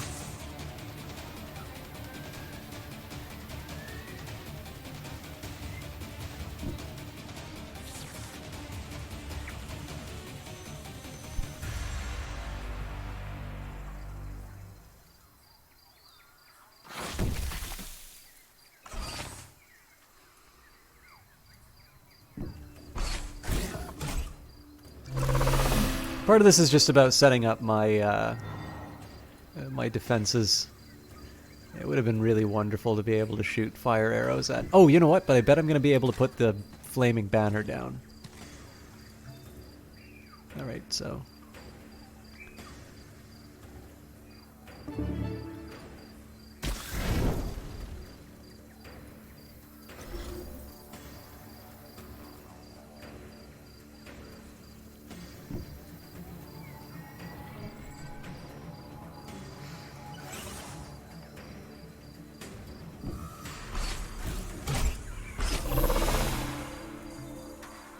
Could have been a more exciting turn, but we'll live with what we've got. Unit under enemy Fair control. enough. I better have a strategy for taking this guy out. But yeah, I don't know. Like I feel like this game is kind of easier to sell people on now. That sort of everybody's learned why turn-based strategy is really good. Because it felt like for a while there was this winter of good turn-based strategy game. Okay, that's not entirely true. People were making good turn-based strategy games, but it feels like the kind of people were maybe not paying as much attention to it as maybe the genre merited. But I think what's fun about Age of Wonders Planetfall is that you keep enough of the role playing and the fantasy elements alive that you're able to, like, it's very straightforward to say, you know, here's why this is a cool idea, you know. I get to, you know, Enemy destroyed. I get my cool army and I get my hero that can do everything, and you know, why wouldn't you want to play that? You know, when you go and you get a okay, actually no, here's maybe the way that I can put this. I am really enjoying playing Morrowind. What is really neat about playing Age of Wonders Planetfall instead of something like Morrowind is that in addition to all the stuff that makes Morrowind interesting, I'm able to say it's like, okay, so now as the leader of the army, we are going to find, you know, this magical artifact of great power. And why are we finding the magical artifact of great power? Because it will make me, you know, an amazing warrior, an even more amazing warrior than I already am. And you know, the consequences of this are going to be felt, and there's going to be a global impact for my acquiring this, you know, this artifact of great power. Now, most role-playing games will sell you on this idea. That's maybe not why this is, you know, such an interesting game. But what I think Age of Wonders Planetfall and the Age of Wonders series in general does, and I think the moving of these conventions to a, you know, a strategic game, particularly with like the you know, the strategic map that's in this game here. I'll try and get a little closer. I really just wanted to take out one of the guys because they've got healers here. There's a small incentive, in my opinion, to try and take him out in one turn. But yeah, generally the stakes are sort of communicated through dialogue or something like that. I mean, this is just it's how it works, right? Like sometimes this is the only way you can communicate those ideas in a game. But because you've got a big strategic map, and because, you know, you went to the dungeon of gloom so that you could get the hammer of ass kicking, you know, you now see the map getting painted your faction's color, and that is a direct consequence of you going into the dungeon and finding that artifact. And I just think it's kind of, for me at least, as much as I enjoy a good RPG, and as much as I enjoy like a good story along those lines, I really feel that there is something about the Age of Wonders games that really sells me on the idea of sort of the consequence for some of these things that become just the basis of an adventure. So if you think about it, right, in the scale of Age of Wonders, when your hero goes to a location to either take the resource or get the special item, your what's the best way for me to put it? Like your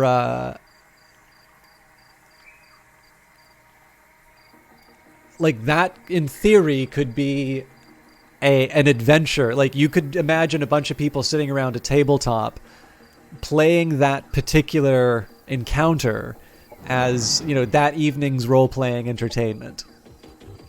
And the fact that Age of Wonders is able, and particularly Planetfall, is able to do this while supporting its own narrative with you as a leader of a faction. I don't know. For me, it really combines a lot of things that that I generally like about sort of fantasy, and I like about well, not just sorry, about role-playing games and about strategy.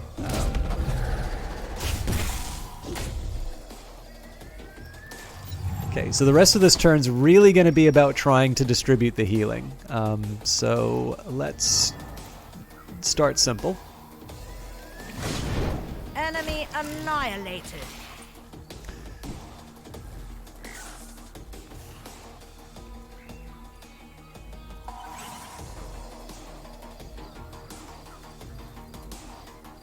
Not quite what I wanted. Close. This is so cheesy, but it's so good.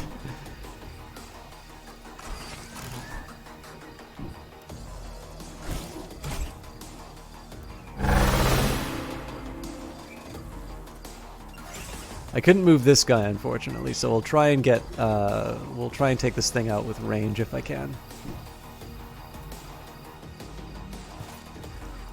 Before I do that, I should have got Roy in for the festivities.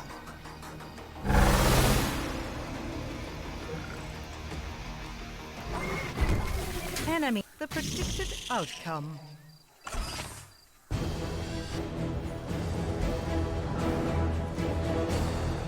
So yeah, it looks like basically we're going to have to take out every single sector Operations for the available for priming.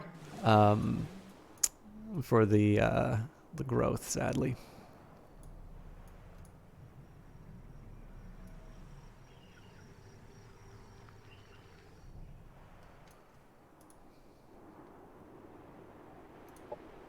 So I'll get the forward base back, and then we'll worry about incorporating Central Garden Robot Reserve. We've got a bunch of guys on their way to ruin our day, so... In fact, they'll probably be able to claim Organic Food Compound again, but we can at least try and move our people into position. We've cleared the most immediate threats. So, I suppose I have the option, I can try and take out Blackheart Rift, or I can go directly for... You know what, let's clear out Blackheart Rift. Marauders are trembling in fear and trying to flee the battle. What do you want to do? Allow them to retreat. So it does interest me that it calls them Marauders.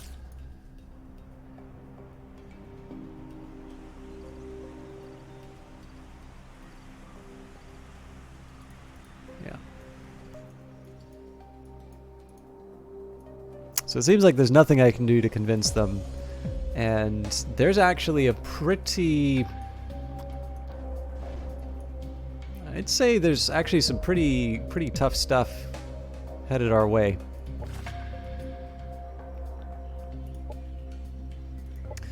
Trichet, okay. I think we need to annex...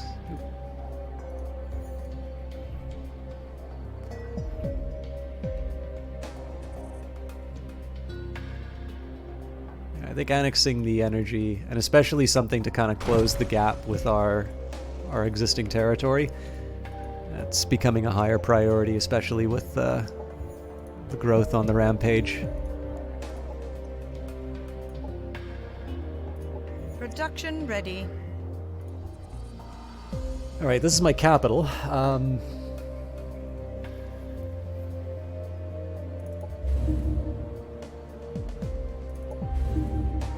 Diplomatic points don't really mean as much because of our the fact that the war with the growth is basically forever. I am, however, going to make a pronouncement and compliment my ally. Your message came as a pleasant surprise. You should know that my people regard you with much respect. Still not ready to capitalize on the CBs. Production ready.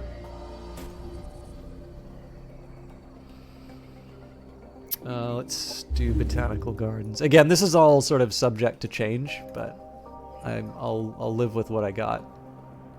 It's better to just kind of keep the production going, so that if I forget, I'll at least have something approximately what I think is important.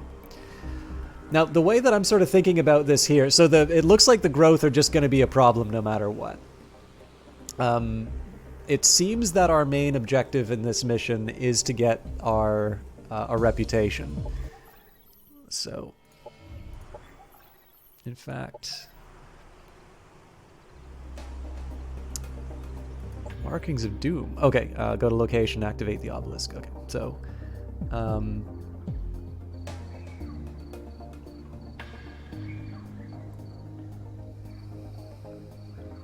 yeah, so I need to secure the 3 settlements. So the sooner I get this mission done, the sooner we can move on to our final objective and call it a day, and then we don't need to worry about the growth anymore.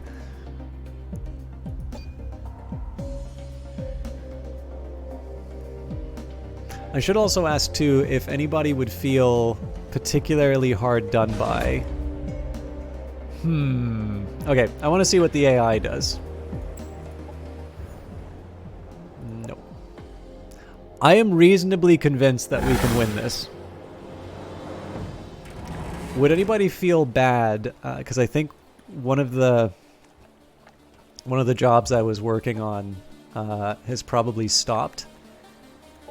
I wouldn't mind a chance to catch up. But I also know if I'm streaming, my focus should be on streaming, so.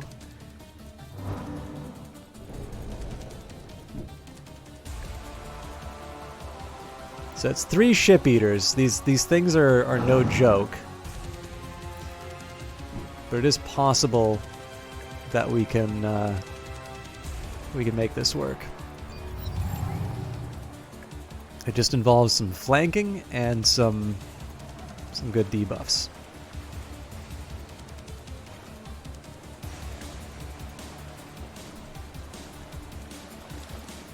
Operations available.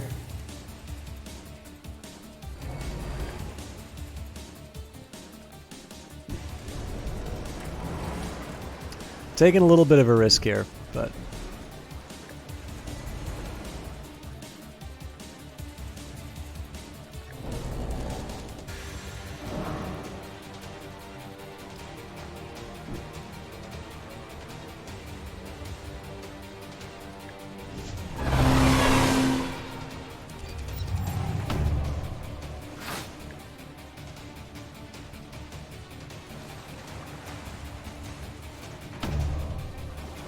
that was unexpected. But we might be able to pick that guy off. Although no flanks. Cool. Okay, so yes, he's able to get an attack. I don't know about him.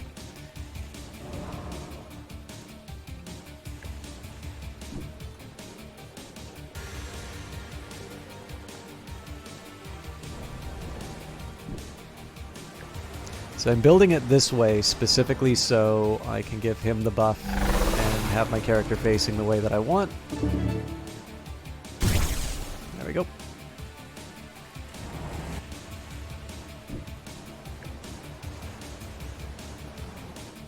But we're not completely without options. Oh, yes I am. Oh no, hang on. That might just be opening a path for the bad guys to come in, but... random.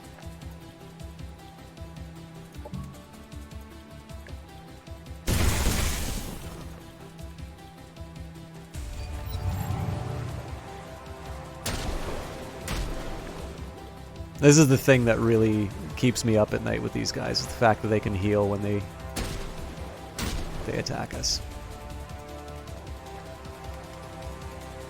Actually, they're probably going to take that ship out.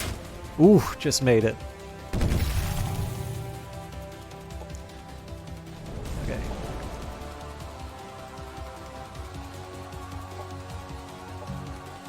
I don't know if that's going to be enough to save the day, so...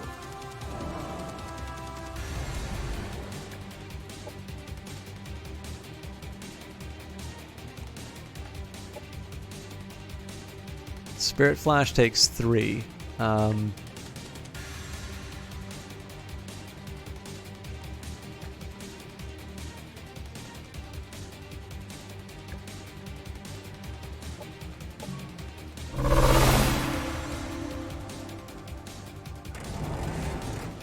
That's still not enough to... Ooh.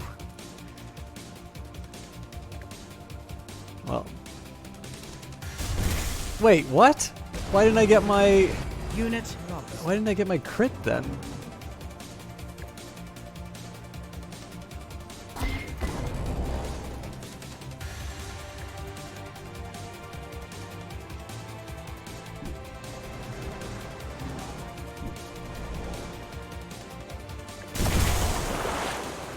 Enemy annihilated. Not looking good, if I'm honest.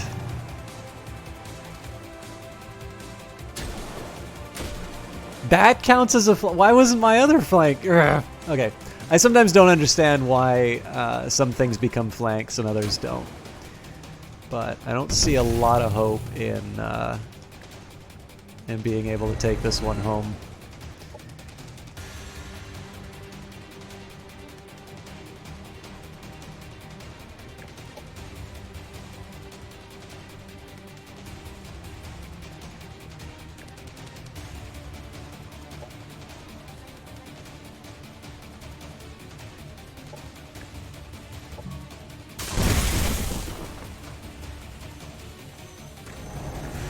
Yeah, there's still the Overwatch, apparently. Jesus.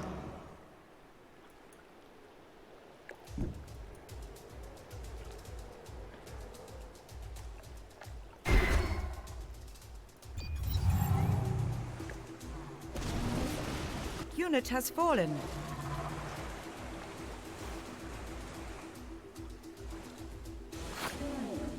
Good God.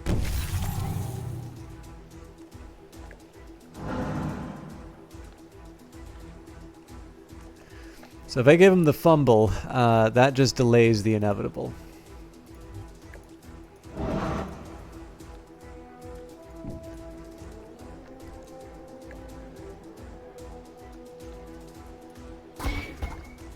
Ouch. You know what? I'm just going to lose this.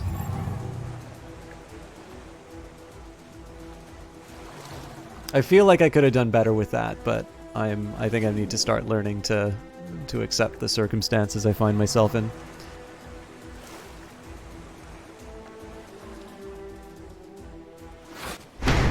It is all part of the Oracle's plan. So we're gonna have to find a way of getting deep sea crack back.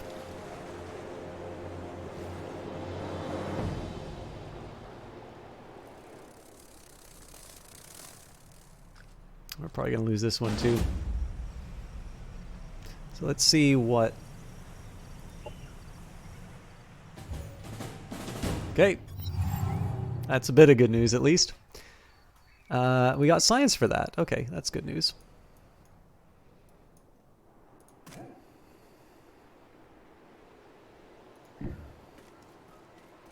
Oh, I should have been paying closer attention. Let's clear out what we can on our way in.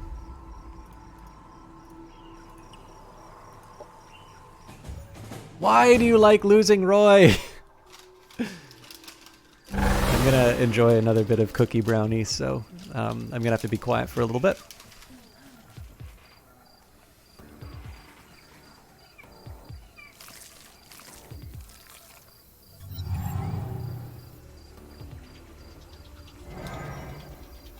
I do notice in the kind of the stream metrics, there's been a little bit of turnover in terms of the audience. So I realize this can sometimes be annoying for some folks, but it is worth remembering that this was given as a promotional copy. So as much as I'm enjoying it, and as much as I like recommending it, it is worth remembering that I was given a copy both of the base game, Age of Wonders Planetfall, as well as the Revelations and Invasions DLC. And I believe when I was given the Invasions DLC, that kind of took the form of the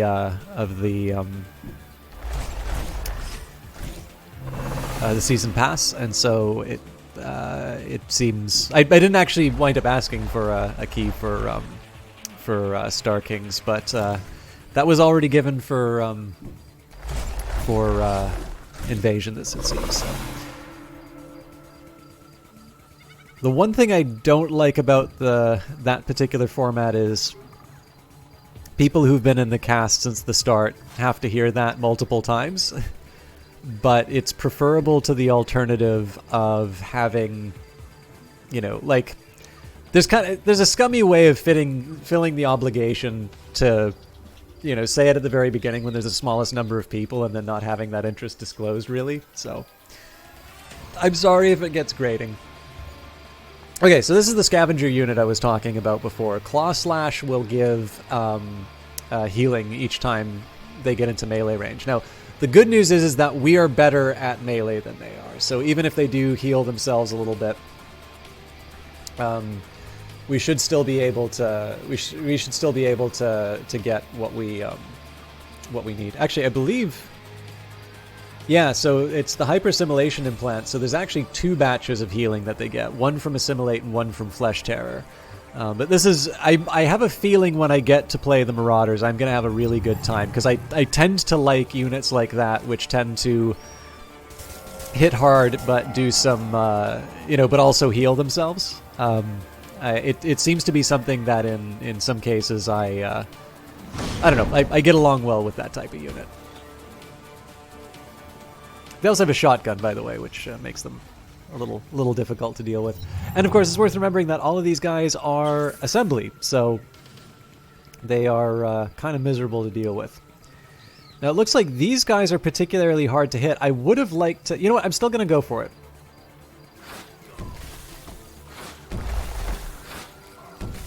As the oracle It's AoE, so even if I miss, I hit. And if I do the Entropic Lash, it's going to take out this unit as well. Nice. Enemy eliminated. Alright, that worked exactly the way I wanted it to.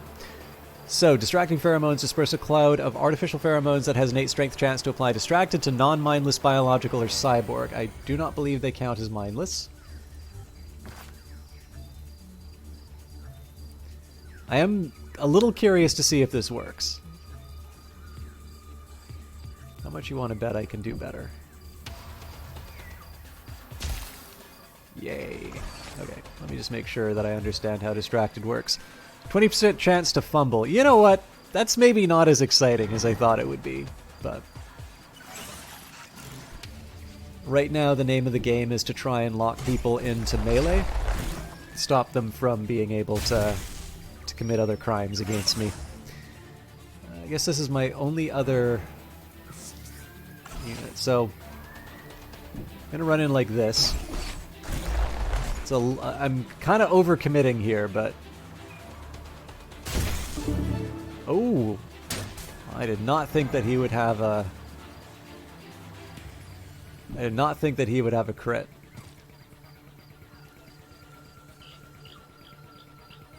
This makes more sense because this could turn into a flank potentially. Nope, not a flank. Alright, well, we'll still clear him out. Although I did just open this guy up to a nasty hit. It does, however, mildly protect Roy.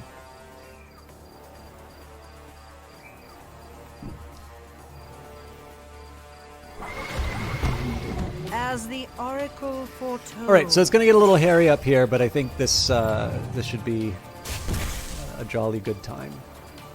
Oh, they're going to reconstitute one of their allies. That's why they took that damage. Yep. Wait, they get an action point at the... Oh, Jesus. Now, I got pretty lucky that they didn't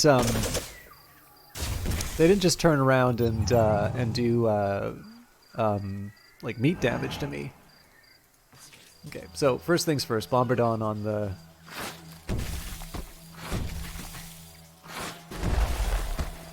could have been better. I'm trying to make it so that all my paladins wind up in the same area. Enemy annihilated. Well, Tropic Lash it is.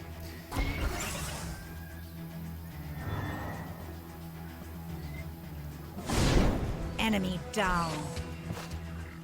Okay. So the hope here is that we...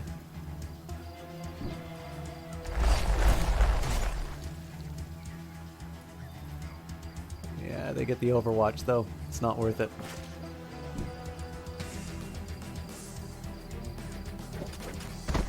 Okay, Now the Overwatch is cancelled, so deals.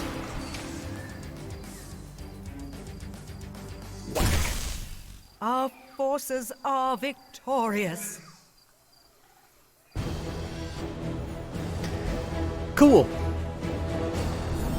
And again, the point of this was really just to pick up the supply stash. I didn't have any major investment in that outcome. I think the time has come for me to clear out the riffraff over here and also to take deep sea crack. It is going to take me a bit of effort, though. Arc weapons can be neutralized using dissipation channels. If you can create a conductive circuit around the target, all that energy passes harmlessly around the protected structure. A lightning rod for an individual. Claudius Proton, assembly researcher. Okay, so as always, I get the option of better units with the diviner ranks.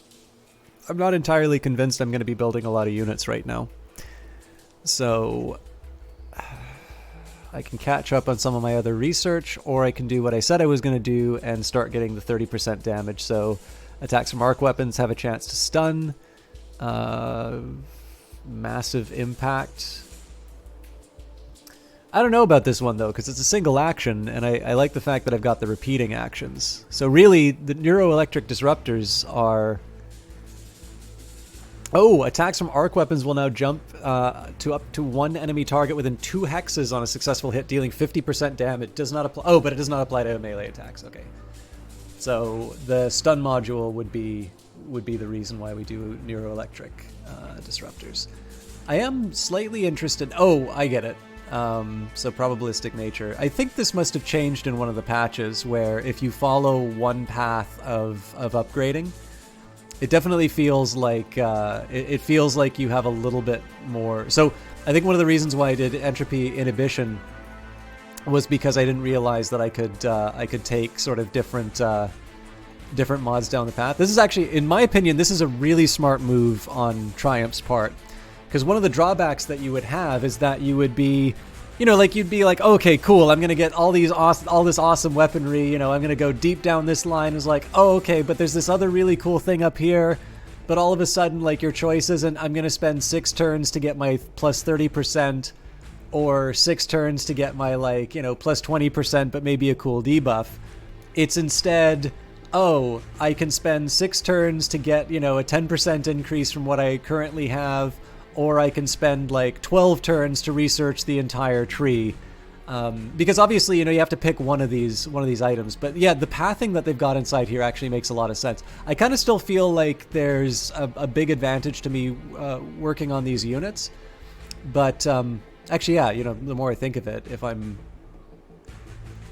thinking of trade-offs, it's 8 turns to get my 30% attack, or it's 8 turns to get my extra unit. I'm going to get the extra unit. And we've got a hero. Oh, I need to find some money.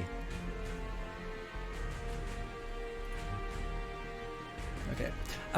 Tell you what, guys, I'm really sorry to do this. I'm not going to spend a whole lot of time, but I do want to take one quick minute on a work-related thing.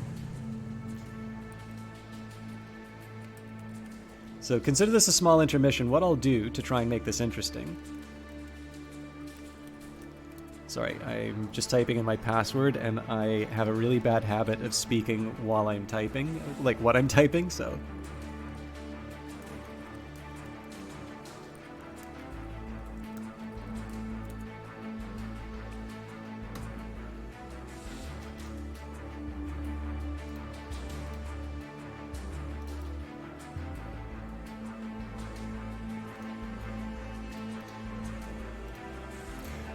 But yeah, so what we're doing here is I have a bunch of data that I need to work with at work. Now, I tend to use a program called SAS a lot, and SAS has a rather unfortunate reputation. There's a group of people who are a bit unkind to the program, in my opinion. And I think basically, I think that program started around the 60s or 70s. It's a very capable statistical program. Actually, one of the things I find most interesting about SAS is that I had a moment at work where I needed to accomplish a particular task. And this was a special kind of estimation that I was doing. Just, you know, for the purposes of conversation, let's just say I was doing the hardcore stat stuff. And what I found so interesting about using SAS was I picked up, at work we have a fairly serviceable library of technology books. So this is not just SAS, but other subjects as well. And what I found so interesting was... Uh-oh. Okay, cool. Everything's fine. What I found really interesting was that in terms of formulating the problem as a statistical problem, SAS had sort of a function, and it had a bunch. So the function that it had a bunch of options inside of it, and the options basically were set up saying, "It's like, we trust you to know the stats side of things." And what we've done is we've given you a program which is not going to assume that we know what your problem is. What we are going to say is that, you know your domain, you can do your domain, and what we're going to do is enable you to work, to apply the. Sorry, I'm just trying to think of the right way to put it. Like, you can apply your knowledge to a problem that maybe we didn't sit down and think about when we were writing this program. And I was basically thinking in statistics mode because I'd already put some thought into it. And I know SAS reasonably well, so I type out the commands. Obviously, I needed to read the book because I didn't know how to do it offhand. But that's very different from even when I do something like Stata. Like, Stata is, if you've ever done economics at school, particularly an econometrics course, chances are you use Stata, and Stata basically has a bunch of really good built-in functions. And its appeal is the fact that it has a whole bunch of tools, and it's sort of made a guess as to all the possible situations where you might need to do something. And what it... yes, continue. It has a different approach, which is it's got very simple syntax. You sort of sit down, you type in the thing that you want to have happen, and generally it happens. But yeah, I mean, the thing is that with tools like SAS is quite expensive. They'll charge you. I think the educational version's free, but I think they're also getting rid of that in favor of something else. So long story short, it's a program that it's hard to find people who love it, but it's actually quite good at what it does. But anyways, annexed. I've got this big data set which I'm running through SAS, and it will occasionally have... We'll do diplomatic analysis and banners of protection. As you can see, I'm back to the game, so... Wait a minute, I didn't hire you yet. Production ready. Oh god, I've got so much to do here.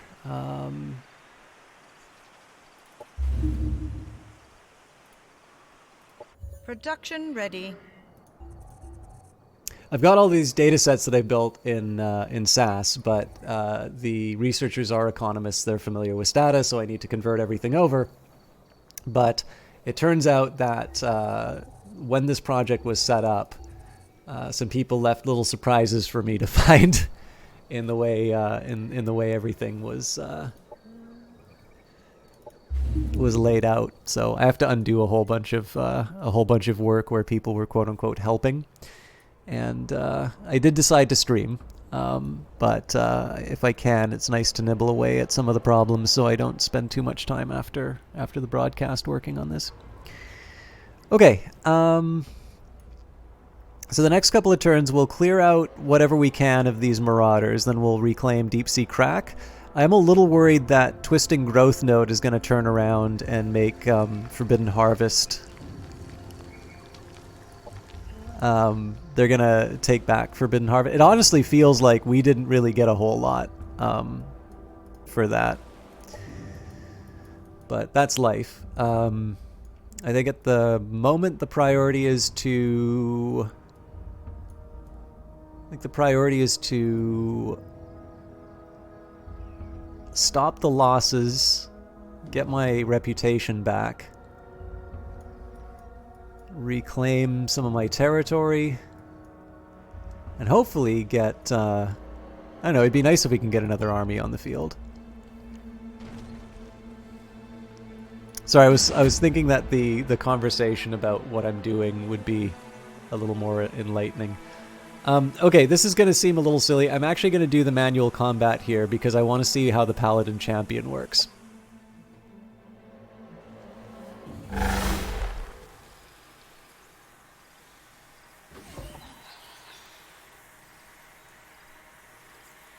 So again, they need to come to me. There's only one unit that is going to be able to immobilize my own guys, so...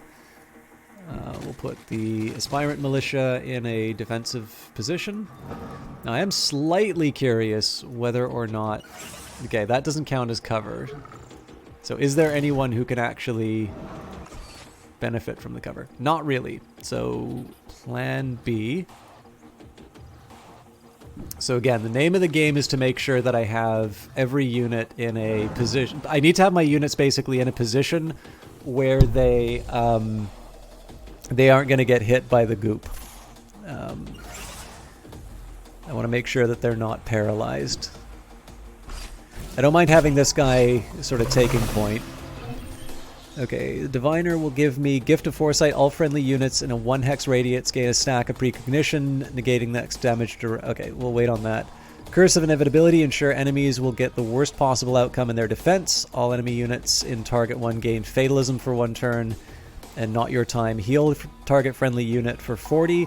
Alternatively, target dead tier 1, 2, or 3 is resurrected with 50%. Okay, yeah. Clearly I made the right choice of picking up the Diviner. That is very good.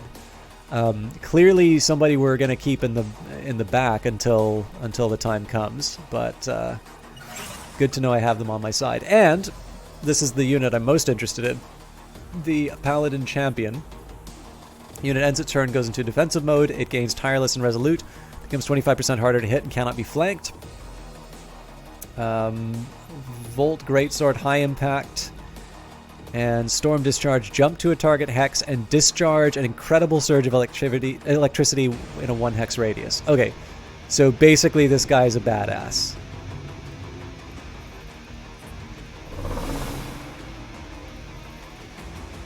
So I don't want to do the enemy's job for them. But we'll see if we can nibble at the... Operations available. Yeah, they made some very specific decisions in terms of where they position themselves.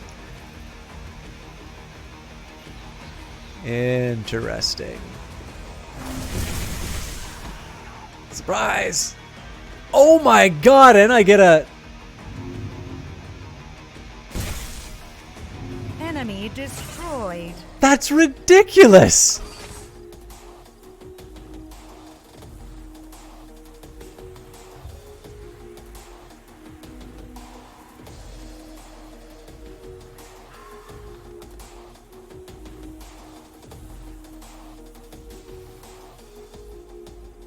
So I'm not 100% sure what happened there that allowed him to do an attack after Storm Discharge, but that was something special.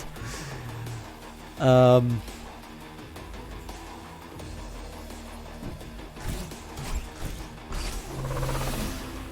actually willing to get a little more aggressive with my movements, knowing what I know now.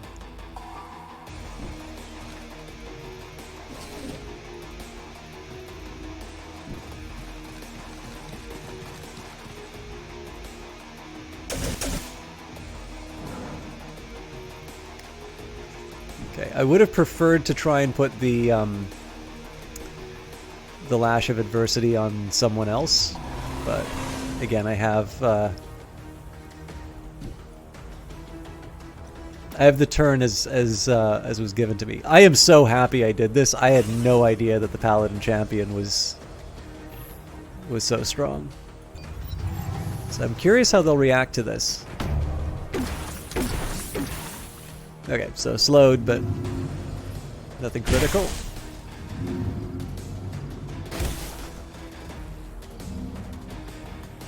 So yeah, they get some flanks, but it's my militia, so I'm not that worried about it.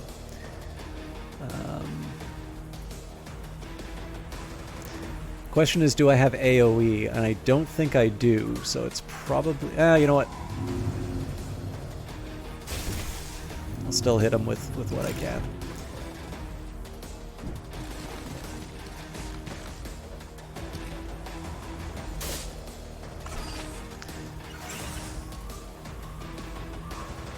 Now this is really upsetting. I was too cautious with my archer. Hopefully we can still finish the job.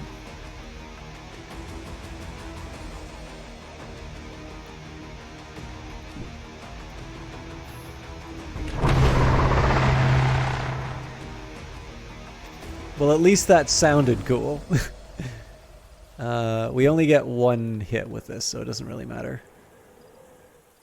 Oh, that might... Enemy Yes! killed. So that frees up my paladin to deliver a good whooping.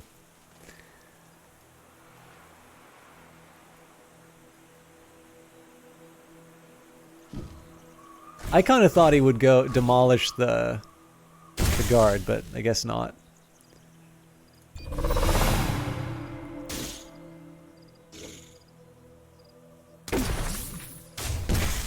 Our forces are victorious. All right, that was fun. I mean, it's always fun when you win, but seeing how the Paladin champion works was educational.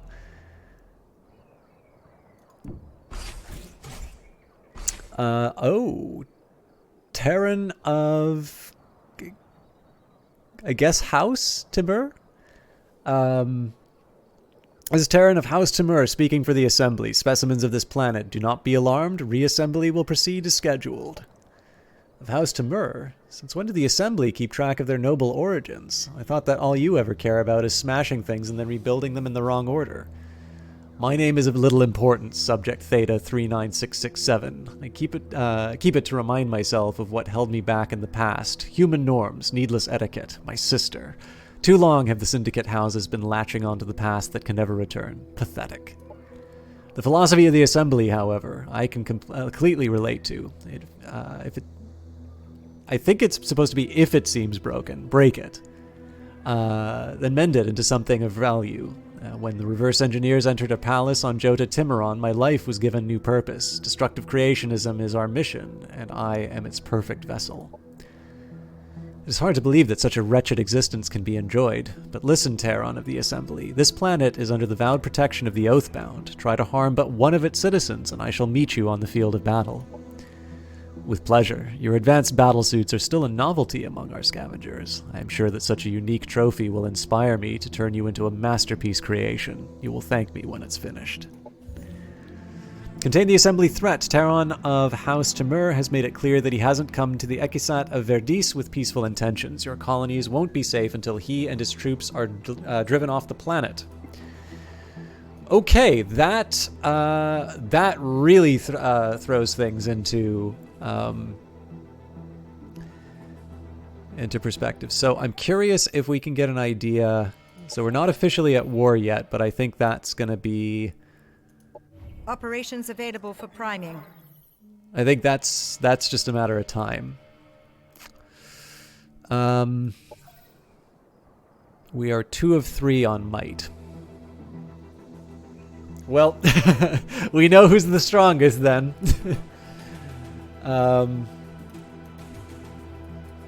Okay. Marauders are trembling in fear and trying to flee the battle. What do you want to do?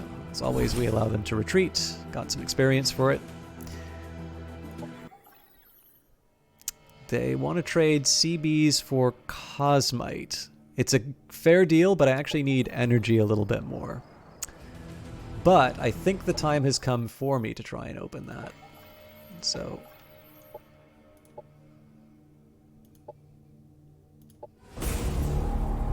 What? Okay, they don't have energy. I really want that hero, though.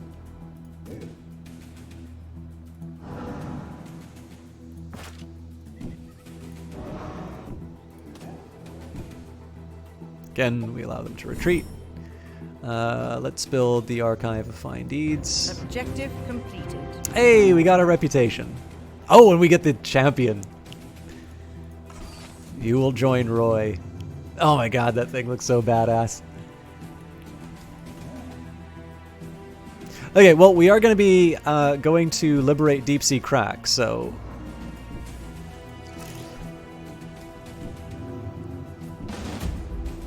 I'm going to try an auto just to see... Alright, Roy got banged up, but he's still okay. And as for the rest of us, we're not quite ready to go. But we did accomplish something fairly important here. We've unlocked all of the industry for Townsend Folly, and we're on our way to recovering Deep Sea Crack. Now, it is extremely important that I get these units on the way to onto the assembly territory as soon as possible, because it's pretty clear that I can start the war on my terms, or I can encounter. I have the. I deal with the invasion that they have planned for me. Nutrition center, I think I can live with.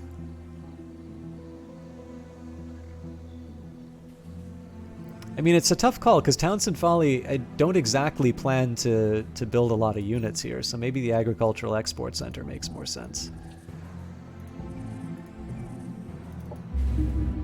Oh, I can build both. Okay, never mind.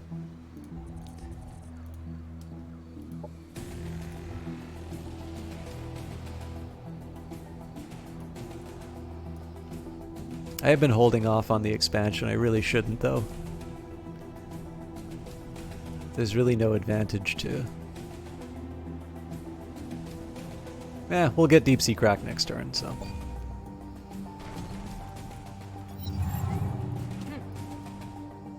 The omnipresence of the Assembly on so many different worlds is a reason to worry. It seems their plans of galactic conquest are meeting less and less resistance by the day. Driving them off, the Ekiset of Verdis will be tough, but we need to believe in our strength. War is upon us, whether we want it or not. What is your advice, Vascal? How can we contain the Assembly without risking severe losses? Keep the fighting away from your colonies, Examinia Luna, and many civilians will be spared. You have the weapons to lead an assault and strike first, but be wary. The Assembly's main host is safeguarded by a fissure within the void and cannot be beaten. What do you mean cannot be beaten? This is a war, not some game of chess where surrendering could be an option. Patience, Examinia Luna. Consulting with the Oracle is a delicate art that demands time. As we learn more about our enemy, we will learn more about how we can combat their defensive systems. Knowledge is the key. For now, we can take the advantage of the Assembly's trust in the technology that isn't even their own. Here's a list of rare psychoreactive items and where we can find them. Collect them, and we can start on combating the Assembly threat. The hippocampus of a mad preacher? Distilled psychedelic substrate from a flowering node? Brain purulence of a Kiriko tormented? How foul! What kind of witch poison do you want to brew with all that? And how does any of this help me with the Assembly? Don't doubt, Examinia Luna. Believe. The wisdom of the Oracle can't always be easily explained. Oh, and one more thing. The ingredients need to be fresh. Alright, so here's advice, Assembly. Rascal has asked you to collect a number of very specific substances, which will supposedly help in the oncoming conflict with the Assembly. Hint: to access quest operations performed on a colony hex, go to Colony Center tab in the colony interface. Okay. Close. Within my territory. We need to kill a bunch of growth units for that. This is the one that's furthest away from me.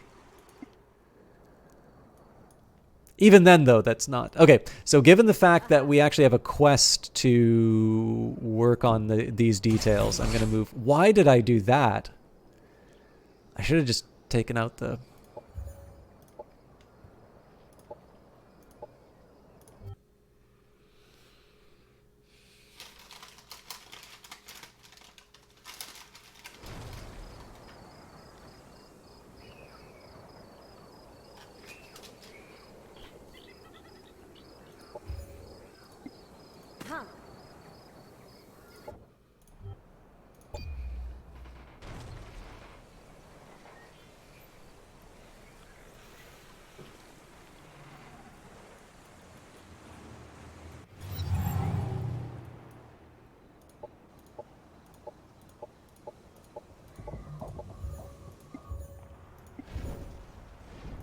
Oh!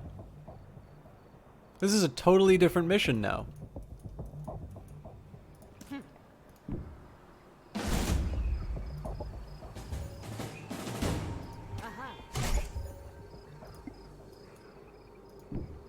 That's a bit of a shame. All right. So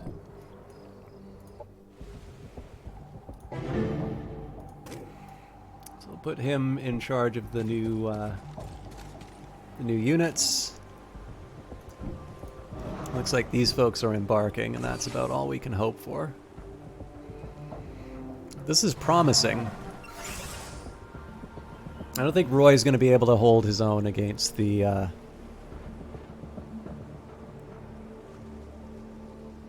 Marauders, though. So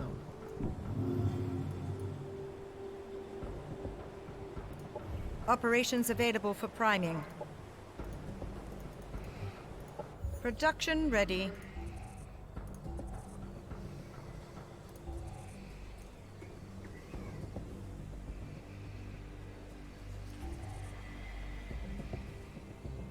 I think I'm going to keep things as they are right now. Well, you know what? Let's get the colonizer underway.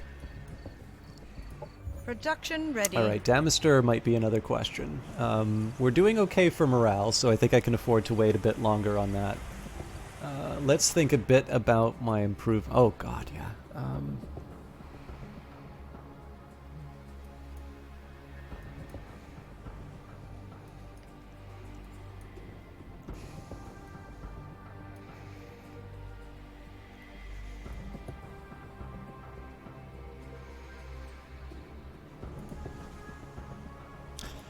I mean, I guess I can upgrade it to agriculture.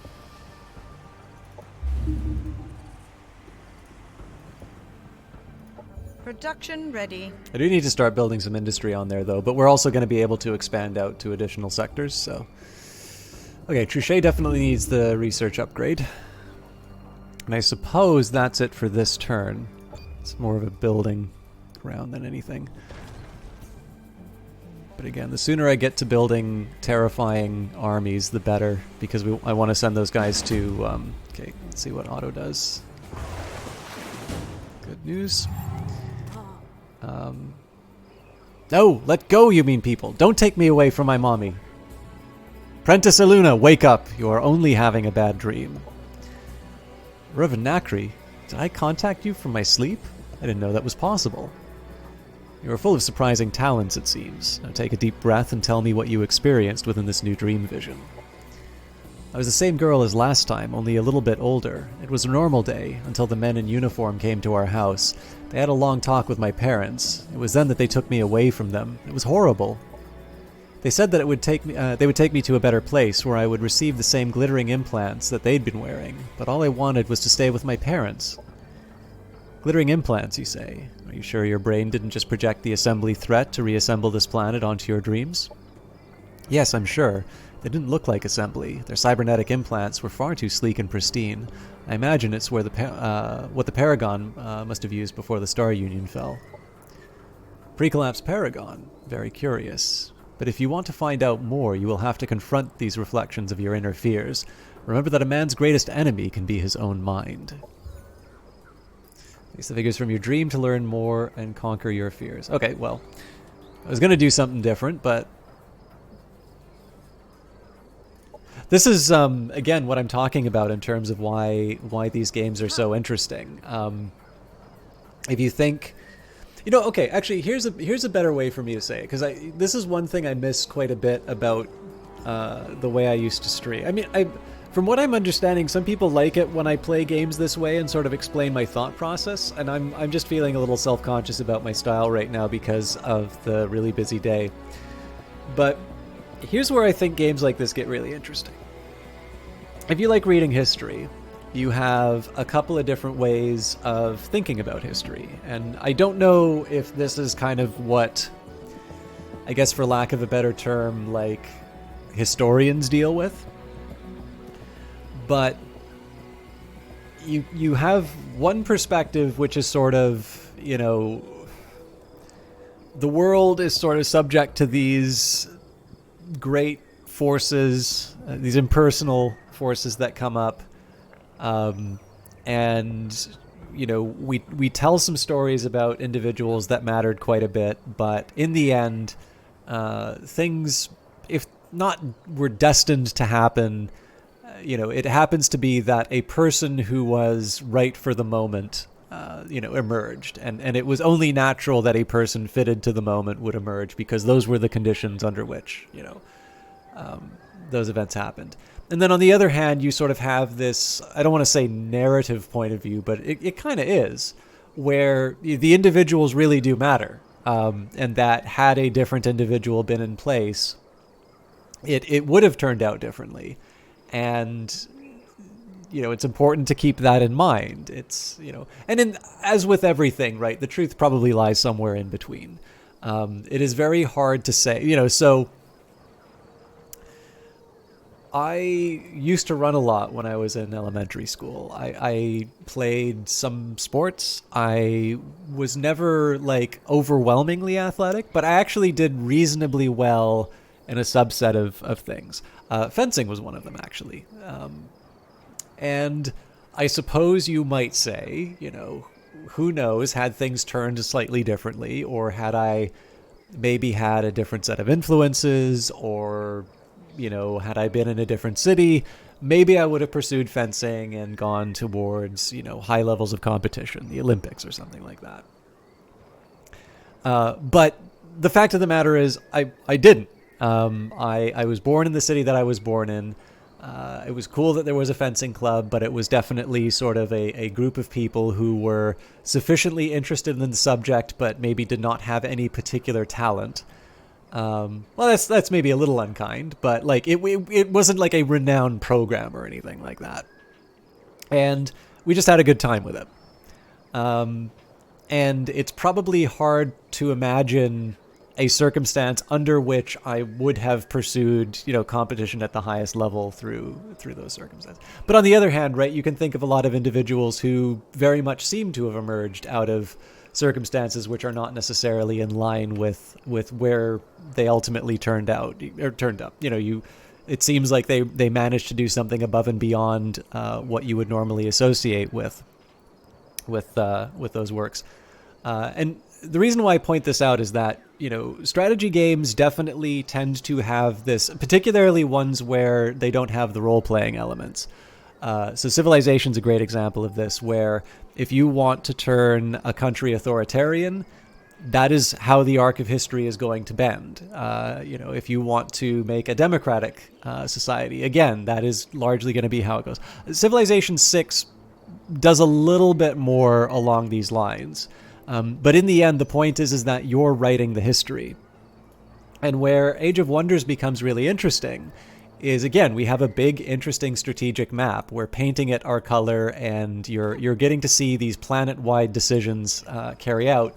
But I have an individual who has bad dreams, and those bad dreams may have relevance to what's happening on the planet as the Guardian. So in the end, right, we like role-playing games because they tell us interesting stories, and generally interesting stories are about interesting people.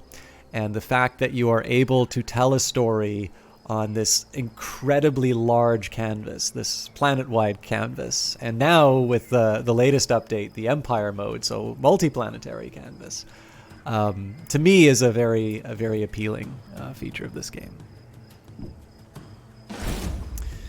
All right, this should be pretty straightforward, but it is a story event, so this might have to be the last battle of the night, because I do still have some work to do, but...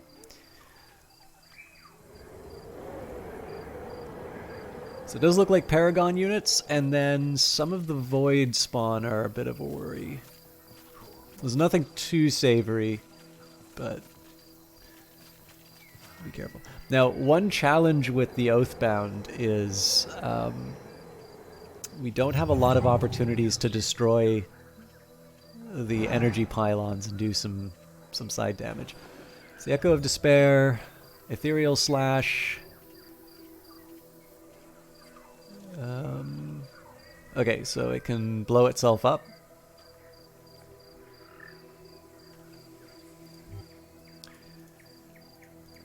This thing, Discordant Whisper. course they're arc resistant, because why wouldn't they be?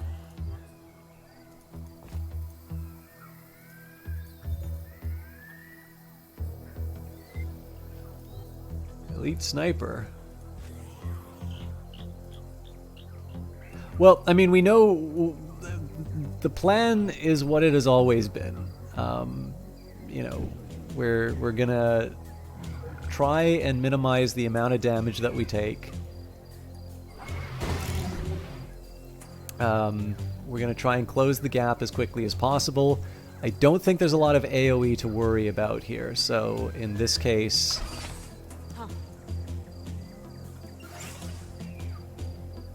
I want to make sure I'm able to get the bonuses.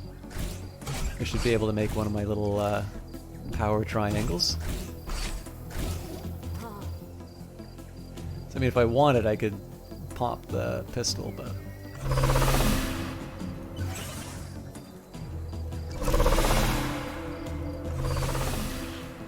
Oh, that's right, I got 4 of these guys. It's my diamond of power. Oh, cool, and I do get to... Oh.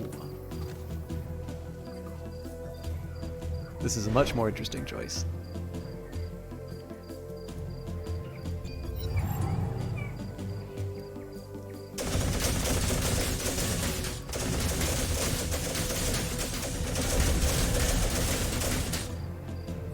So again, we're a bit weak to arc, but we've given them as much defense as possible, and then we're just going to come in and do as much damage as we possibly can to their...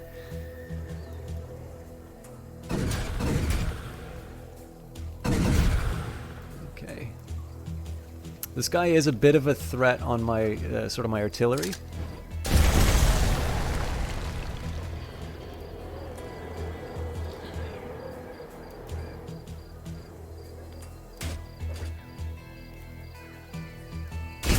Wow! Operations ready. She hits like a truck against those things. Okay. So, I have a little bit of a dilemma here. I can try and take out one of these. I think it's better for me to try and take out the Phantom.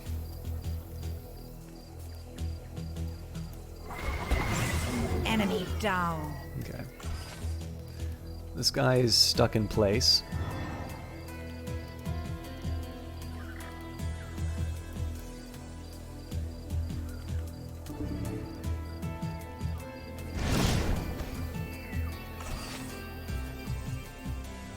So do a heroism from the back.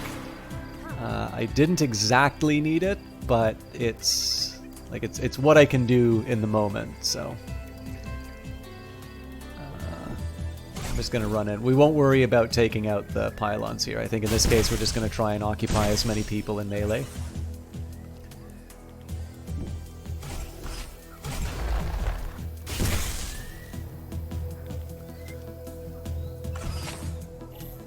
And that's it for the turn. So again, they're going to be able to do more or less a full, kind of a full clip of shots.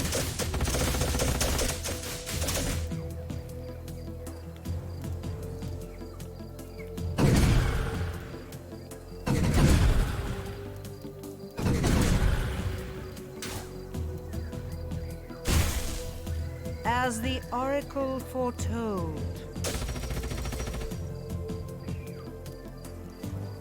I'm a little disappointed this unit didn't get a chance to retaliate, but... Okay, so these guys did what they needed to do in terms of applying the remorse.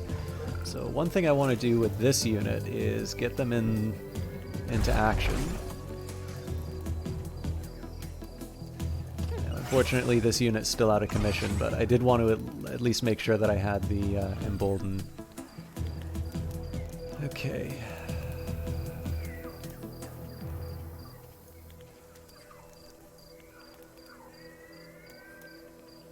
To me, it's a bit of a high priority to get this guy out with a sort of Enemy down.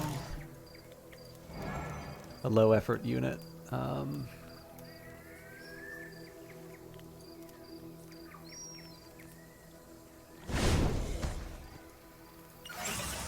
So we might be able to take this guy out over here. The question is, how do I remove this guy?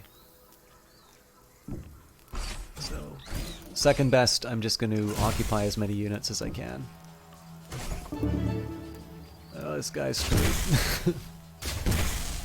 Enemy destroyed. Okay, so this guy's going to get flanked, but I don't think we have any threats to our central units anymore.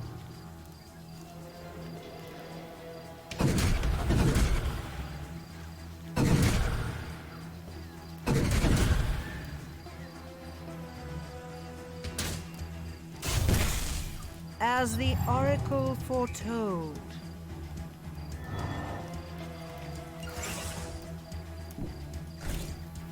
Oh, I should have done my my heroism to heal everybody Our up. forces are victorious. But yeah, we're in reasonably good shape. The boss lady is the one who had the worst of it. I think I'm beginning to understand. As an orphan, the Celestian Order was the only family I ever knew. I didn't realize it until now, but I never truly got over leaving you all behind when I started my training as an Oathbound Paladin. If the first dream represented my fear of losing property, this one clearly represents my fear of losing the people I care about. Very good. You are slowly exploring the hidden regions of your mind. It is a journey that can become a part of who you are for the rest of your life. But one thing still truly scares me. It can't be normal that my dreams start taking physical form in such ways, can it? Summoning denizens of the Abyss is something that only followers of Sinumbra should be able to do. Is it summoning, or is it attracting? Evil can seek out the innocent, especially when they show signs of remarkable psionic talents, such as you. Stay cautious, Prentice Aluna. Stay vigilant. The light of the Celestian path will not fail you. Objective completed. So yeah, I am having a really good time with this mission. I think it's going to some interesting play. I mean, okay, so I have liked the Age of Wonders Planetfall story altogether, but I think there is something about this particular story that is very attractive to me. I am really worried about my energy reserves. Let's see.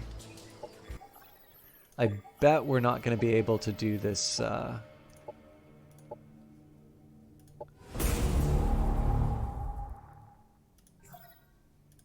Okay. All speed records are made to be broken. There is no time for pleasant byways and scenic detours. If we are to survive the breakneck pace of the industry, we must bulldoze even the most curious obstacle. The vistas may not be as majestic as that of the first mountain climber, but our thoroughfares can penetrate a mountain's heart for the sake of progress. Enzo Mantle, Transportation Minister. So this is good in terms of getting my units around within my borders, but I do actually need to build that colonizer to finally get the roads in place. There's a strong argument for energy development here, given the... No! Covert infiltration! Because now we have an enemy that we can point that to. So...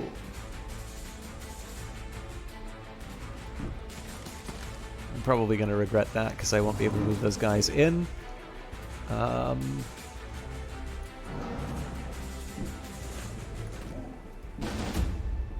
getting a little conscious about the time, so I'm going to try and auto as much of this as I can. Okay, that energy is actually quite welcome. Okay, good. We got Deep Sea Crack back. This should hopefully fix my energy problems.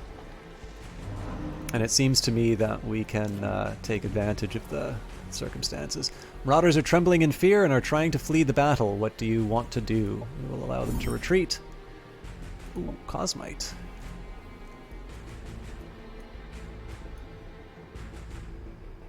Alright.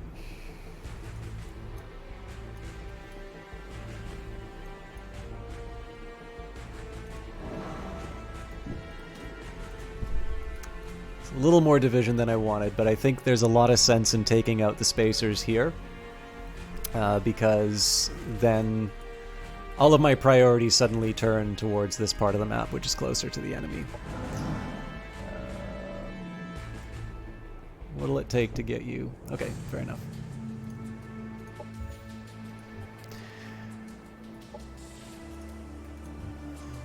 It's very close to the time that I wanted to be done, so I'm debating as to whether or not it's worth it to do another turn. You know what, I'm sorry to end it a little bit early, but I actually think this is not a bad time for me to to call it, because we just finished a story event. It was originally going to be the mountain. Where are you? Trichet. Yeah, so we were originally going to do the rugged mountains, but I figured we'll have enough time to do that at the start of next stream. We've got the arrival of the assembly, and I'll be honest, it wouldn't be bad for me to just have a little distance between me and the day. I'm sorry if I always tend to feel for some reason that so I'll maybe leave this on the main menu to say. So I used to hear from people that their favorite thing for me to do was strategy games because of the way that I talked my way through the decisions that I would make. And the problem is that I've lost a little bit of connection with myself in terms of understanding consciously about what I'm talking about. What I mean by that is I don't know if I'm going through the motions on a stream when I'm talking about the moves, and if what I'm saying really makes sense, or if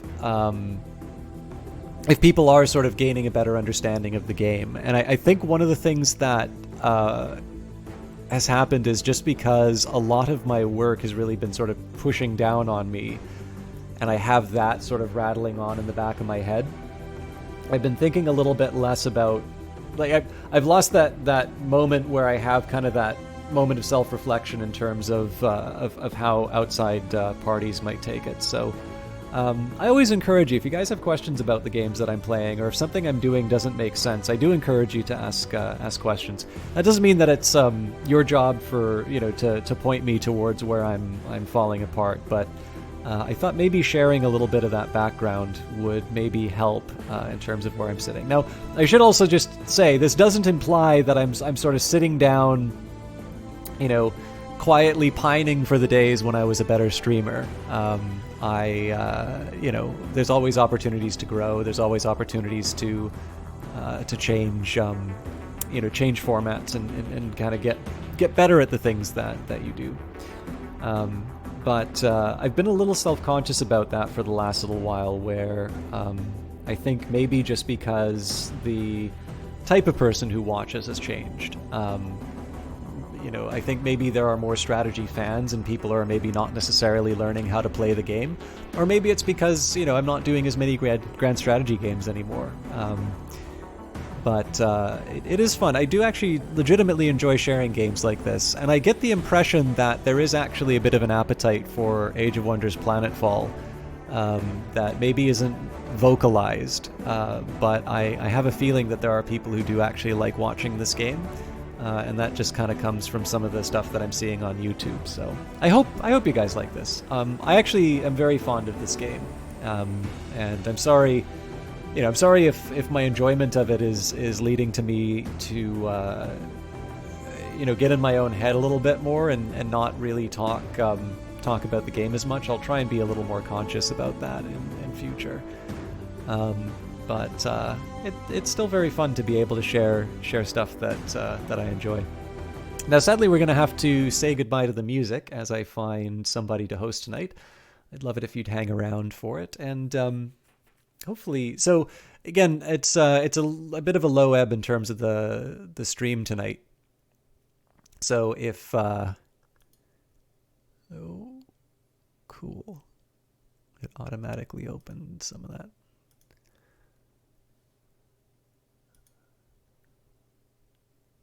I hope you guys still stick around for whoever I wind up hosting. I'm just going to take a quick look and see who's up tonight.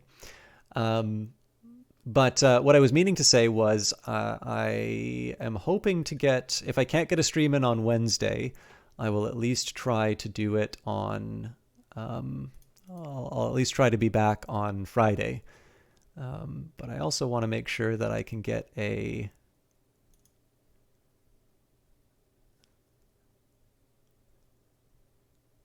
I don't know. I want to make sure I can get everything in on time. So I'm going to be uploading the rest of the Morrowind episode for tomorrow. That'll be starting 7 o'clock on for vodcast here. That should be processing on Twitch right now, and I'm hoping that I'll have the high definition version in time for 7 o'clock tomorrow on YouTube. Wednesday, I may be at Dirty Rectangles. That's going to be starting at 8 p.m. So we'll see where things are sitting at the end of at the end of the day on Wednesday. If I'm not broadcasting, it's just because of the usual reason why I'm not there in the second Wednesday of the month. I'm assuming once the physical meetups are back, those will probably be back to the third Wednesday. And then finally, Friday, there shouldn't be any interruptions in terms of the material, but I do still need to record an episode of Cultist Simulator, so I'm going to do my best to have that up in time, but maybe consider that ahead of the time warning that I am having a little difficulty getting that in on time this week. So we'll see. Tomorrow evening is sort of my last chance to get that in. Now, we got some good people who are streaming tonight, so I'm going to mention a couple shout-outs. So we've got Valiant Cheese, currently playing Hive Time, which is the game that he made. We've got Night Valian, who's doing Doom Eternal. But I think the one that's most related to Age of Wonders Planetfall is No Virtue, who is currently playing Per Aspera. Now, I feel a little bad about this because Valiant Cheese and Night Valian have about as many people as I'm watching right now, while No Virtue is actually sitting on quite a few viewers. But in this case, I don't always get a chance to host No Virtue, so I'd love it if you guys would hang along. Thank you again for watching. I'm sorry if today wasn't as good as it could have been. I will, as always, strive to do better. I hope you all have a good evening. And whether I see you tomorrow or whether I see you on Friday, I hope you have a good time until then. And we will see you for some Industries of Titan, most likely. Have a good one.